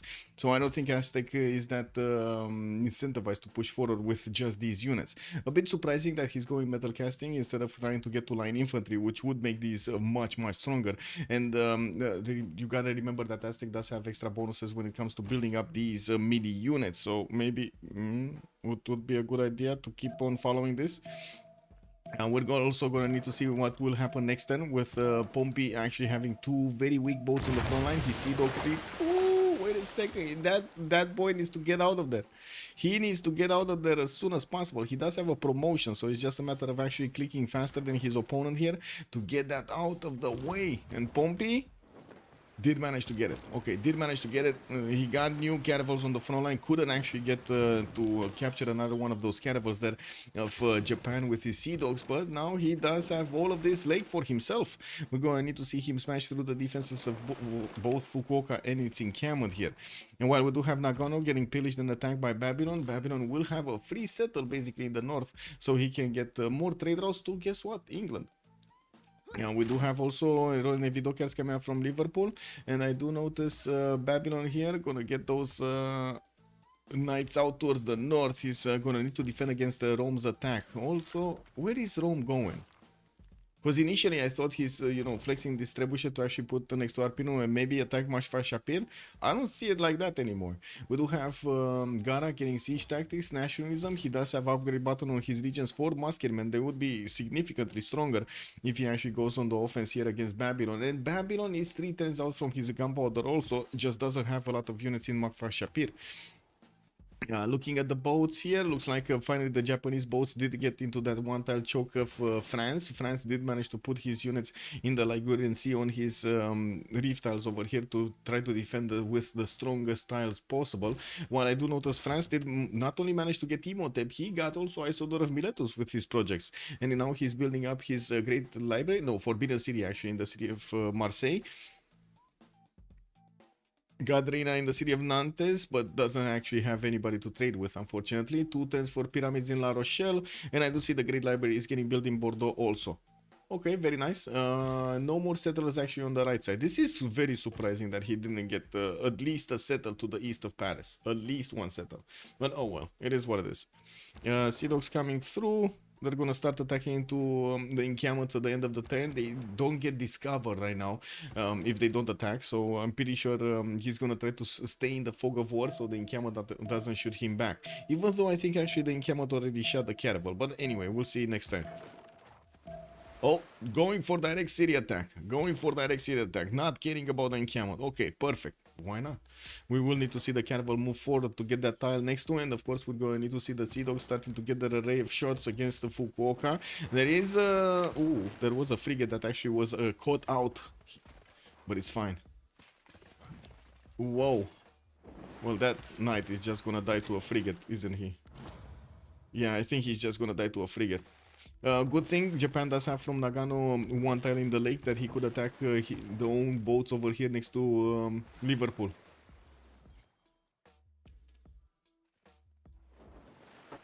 Brothers playing great as expected. About music, maybe do fast tempo hardcore, take a snow like the great songs in the 99. Man. Like the song that I put right now on the cooker, basically, it's not really high tempo. It's 110, if I'm not mistaken, 110 on 1.5. I think it's 110 BPM. I will need to go like 140 for the rave albums, and I mean, oh well. Those really don't pose any challenge, like, to be honest. They don't really pose any challenge because they're like so easy to make. Oh well. I guess it is what it is. Ooh, more attacks. Frigates smashing down the wall defenses here of Fukuoka, about to take down that one, but it looks like the frigate also got shot back by the units of Japan here. Went to the bottom of the seas, no problem. There are a lot of replacements here. We got new Sea Dogs and new frigates that are going to take up those places with no issue whatsoever. You know, we're also going to need to see if Pompey is actually going to get those red coats. Man, he's not thinking about the red coats, man. He's not thinking about the red coats. He wants the gold, getting banking, and I do see he's getting his production capabilities higher with the shipyards getting into the production queues and also the factories in the cities that he has industrial zones. Oh well, oh well. It is what it is. Let's actually see. Production capabilities also coming up from France. A lot of factories and finishing his pyramids next time in La Rochelle. Getting a shipyard in Marseille. This is kind of a weak one, but still is better than nothing. He did finish Forbidden City there with Isodor of Miletus, giving him an extra wildcard policy slot to use. Jumped up to 200 science in a pen, brush, and voice, boys. I mean, Petit Pascal is pen, brush, and voice as well, but he's getting smashed. He's getting smashed. And we don't know. Honestly, we don't know if he's gonna survive this one. I kind of tend to think he's not gonna survive this one. How many turns until Liverpool rebels? 7 turns. It's more than enough time to take this city, to be honest. Like, by the looks of it, it's more than enough time. He just needs another turn to take the city center, and that's it. He can attack it with the caravel at the last second of the turn with the level 2 Sea Dog fleets here, getting that damn. Oh my god, wait a second. He needs to put this bad boy to work. He has another fleet. He has 4 fleets right now. Never mind, never mind. Why is he not attacking the frigate? Didn't the frigate attack already? I think he did, no? Yeah, he definitely did.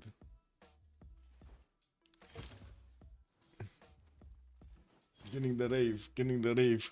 And if I can make a, how to say, if I get my mind to actually make a rave, I will do it.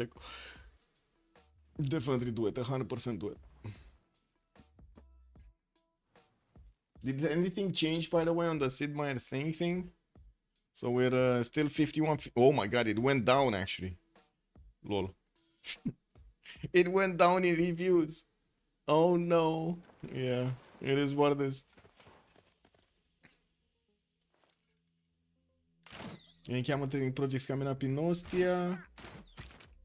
Do have Rome here with the upgrade on the line infantry. So he did manage to get to that technology. I was seeing him on the middle, but it looks like he was so close to line infantry. Maybe he got a boost from one of his teammates. Now, actually, he's going for his military... No, he just finished, actually. He just finished military science.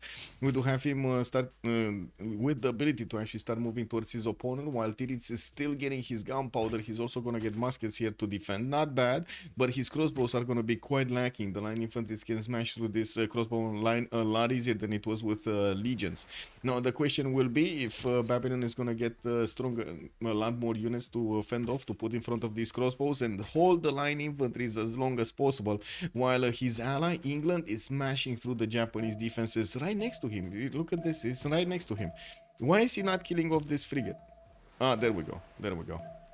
Oh my god, is he gonna manage to capture this frigate? It's 94% chance to capture the frigate, guys. But there are too many moves to make. Like, he needs to get this one out, needs to attack with this one. Okay, never mind. He actually attacked with that one into the city center and didn't get the city center, man. That city is 3 out of 200. He's putting over here in the chat. And he, oh my god, and Japan's frigate, he got so distracted because of that. He totally forgot to actually attack with his Sea Dog and capture that frigate. Oh man, yeah, unfortunate.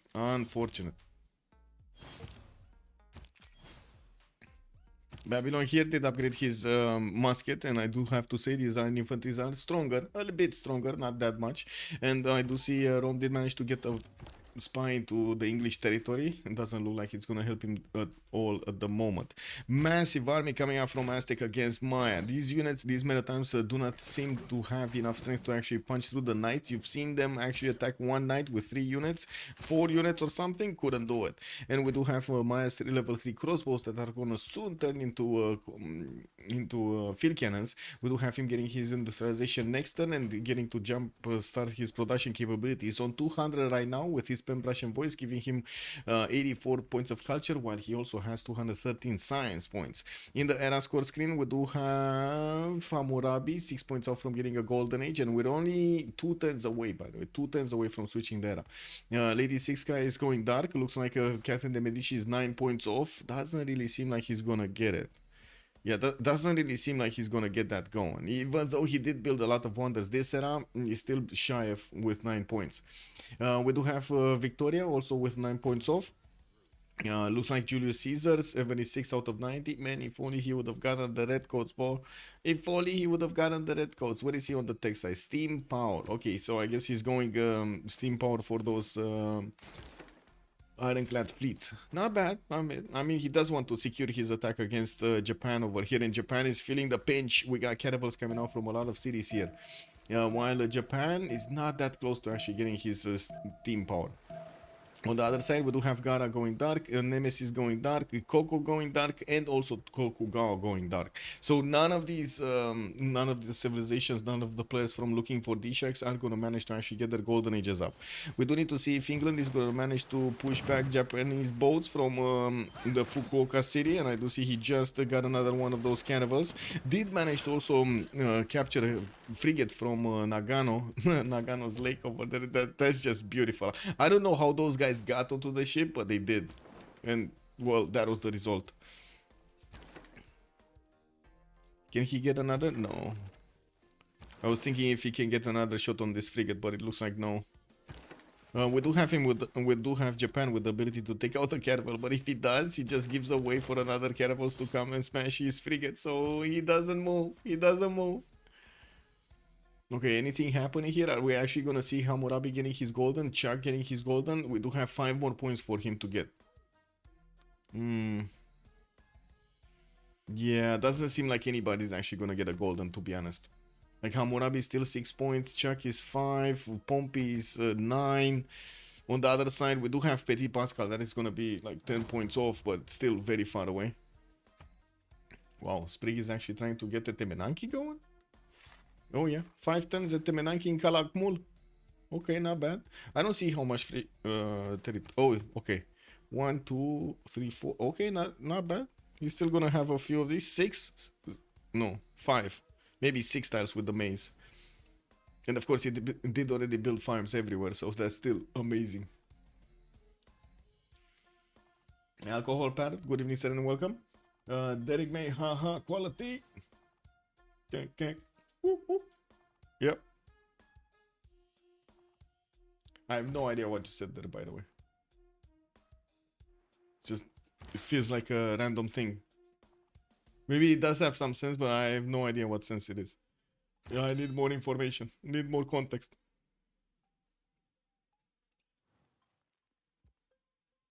Okay, while we're waiting for this, wait, there was another line of text that I didn't read here.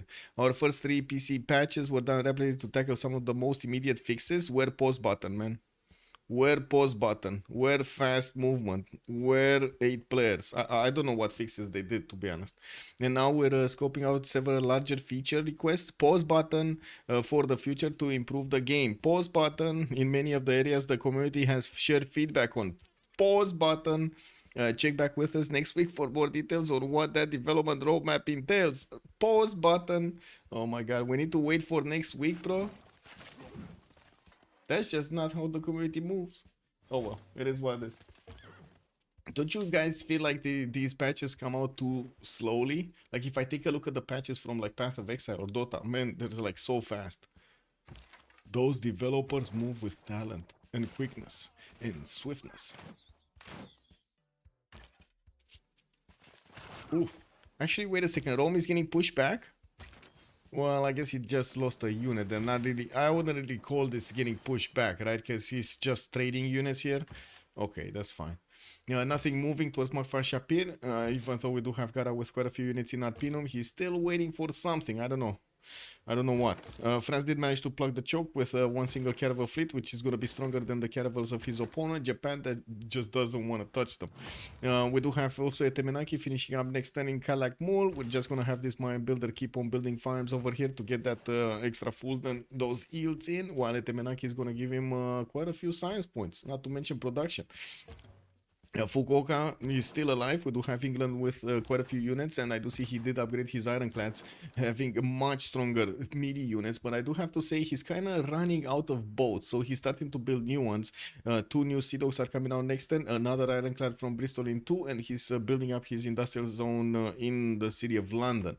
Now the stat difference just looks terrible, and right now the Shark said, okay, we had enough, and they're gonna see this. They're gonna see this to the brothers. And we do have Freritos de la Vega managing to pull off quite an amazing game. Even if they did have, I would say, the lower draft in the lobby, right? It kind of felt like they didn't have so powerful leaders as the Sharks did. You ensure Big GG indeed. And of course Sean Beam over here. Amazing, man. Amazing, Sean Beam. Let's get back on track. What do we have here? CivFR.com. You guys see this? Yeah, we do. Okay. So let me move this off the screen so I can actually get my sound settings. Also, to be honest, you saw it so many times. My email is everywhere, man, these days. It is what it is.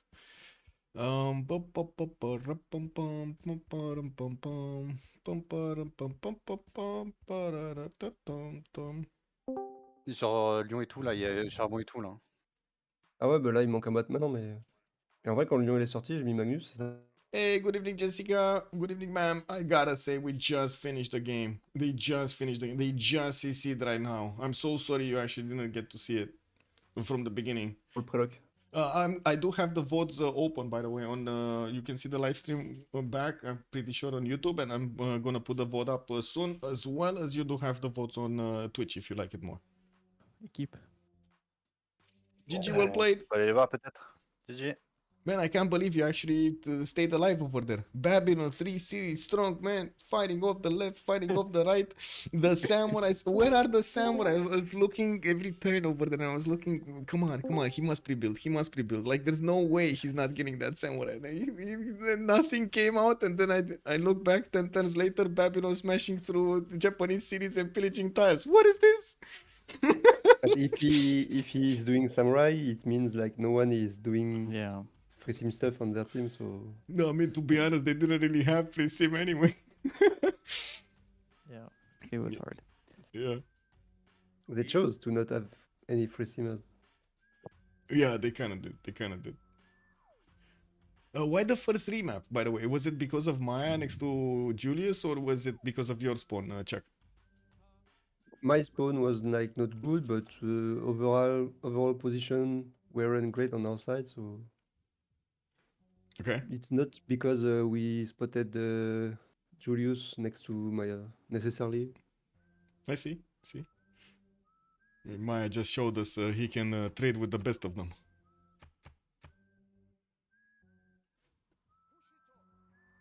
Yeah, I think the moment you looking didn't get all generals, it was very, very hard. This was Yeah. the turning point. That's also quite surprising because they did have them like they could have put the encampments much earlier. They like 3 of them went for bronze working right at the beginning, and still you out-chopped them basically. I think we had 0 chops prepared. We just flat projected. And three scout on the Mashad encampment is pretty big for the Yeah. Yes. Yeah, slowed it down. For the contest? because it delayed like for 2 turns, 3 turns. Yeah, 2 2 turns, I think. Yeah. Nah. But yeah, it's the 2 turns I needed to get my general. You have to be pixel perfect on a general play Yes. in a draft. I like your draft, but We kind of Okay, felt like that's they had a no. better draft, no man? On the Sharks. It kind of felt like they had a better draft on the Sharks than the Brothers. Why do you say that? not really. It's different. Different. Okay, just different, not stronger. Okay, got it. Yeah. Why But I do you think it's better draft? Because I wasn't sure about Maya's abilities over there. If he's too close to Julius Caesar or something like that, or Montezuma. Like, well, he wasn't this time around, but in the first game he was. You have +3. I think Mhm. Maya is And, very fine in front lane. Yeah, it's pretty defensive Civ with +3 and free lux when you settle next, and pretty good. Free campus, discount general. Yeah, true. You're kind of forced to go irrigation first, though. Well, campus Yeah, is but into it's irrigation. 70, it's not a Pongé classical. You have time for. Mhm.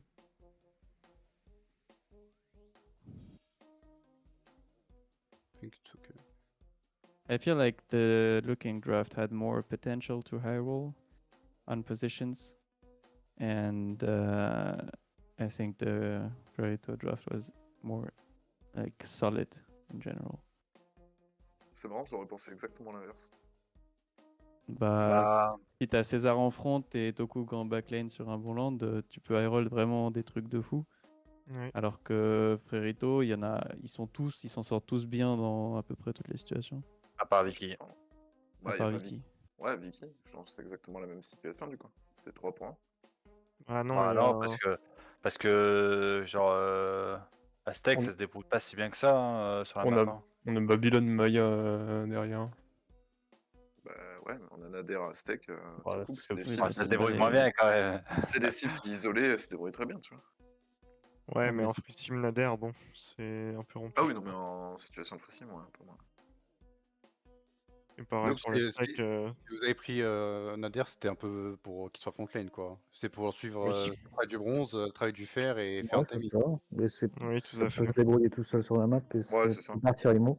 Oui, mais enfin, ça avoir ça besoin de fera remap pour jamais. Logiquement, ça en général quand ça part. On avait déjà Comprendre. César, on pouvait pas se permettre de remap pour une native. J'ai l'impression que vous Nader, à peu près quoi qu'il arrive, il allait partir IMO. Oui, à peu près. Il a le Ah, couteau sauf entre si on les voit que dents. je suis full backline, je pars IMO dans tous les cas. Titi, c'est faut compliqué de backline, pas- C'est compliqué de partir émo dans ta situation quand même. Hein. Voilà, Bah donc ouais, t'as mais- l'avantage Ah, de. s'il y a un général et que vous en avez pas deux, moi je trouve ça va. Hein. Voilà, c'est C'est ça le rentable, truc. mais- Ça peut kill Titit sauf si on lui deny le. Bah de toute façon c'était Esprit qui avait pas le général. On avait acheté un bat à Titits pour qu'il ne soit sûr à 100% qu'il ait un général. Ouais, ok. Et Esprit il a plus 3 en défense, donc plus les ultiers, même si les IMO c'est fort contre les unités à distance. Et Les si ultiers, j'avais pas, faut si comme j'avais pas Superman. le général, juste je gride pas comme un salaud et juste je fais full unit et Arba coursier. Ouais, mais du coup, c'est t'es quand même pas aussi bien dans la game que actuellement. Quoi. Oui. Mais anyway, je pense pour passer dessus, faut vraiment vos IRL et trade un VS2 et n'être pas sûr de kill, c'est pas worth, je pense. Leave man, this one. HT, give me a second. I'm breaking it down right now. This one. CPL. Like discord.gg/CPL. You're gonna get into here. Give me a second. Into the welcome channel. And you just need to you just need to follow these steps. Like you see, link your Steam profile to Discord and ensure your Steam profile is not private, so the bot actually gets to see the games that you have and also see the number of hours that you have in the game. And this is to protect you and us from bots spamming and other stuff. Unfortunately, we did end up with quite a few crackers that were trying to actually do bad stuff to our community. And you just hit over here /register and go for the type, right? Account type is gonna be Steam, probably on you, or if you have something else, like if you have like Xbox or something else, it will check also. And then the game, Civ6 or Civ7, basically. And you finish this up and you register. This is basically how it is. OnSpot, well, I already am registered, but this is it. It's that easy. Sur Babylone, ma B2. Non, mais Babylone peut juste te forcer à faire des unités quoi. Là, j'essaie vraiment le minimum pour défendre. Ça m'a un peu irré, mais pas trop. Quand Et là, t'as regardé ton land sur Cireplay, ton land est pas terrible non, avec tout Ouais, c'est vrai que ça a l'air plus la merde. vraiment T'as pas des- beaucoup de cases, j'ai l'impression, de ta la cap merde, et pour le tout. moment. Well, I'm gonna stop it here. I'm gonna tell them goodbye afterwards, and I do want to send you to Malm stream. Have a great evening, everybody, and thank you so much for joining me. Much appreciated for your time here with me, and I do hope you enjoyed it. I do also want to thank you for the subs, for the follows, and much appreciated for the support on the stream. I'm gonna get to work to get this song going for tomorrow, and maybe I don't know. I have no idea if I'm actually gonna do a rave or not. But anyway, we do have tomorrow another game. Team 4 Farm going against. Why so serious?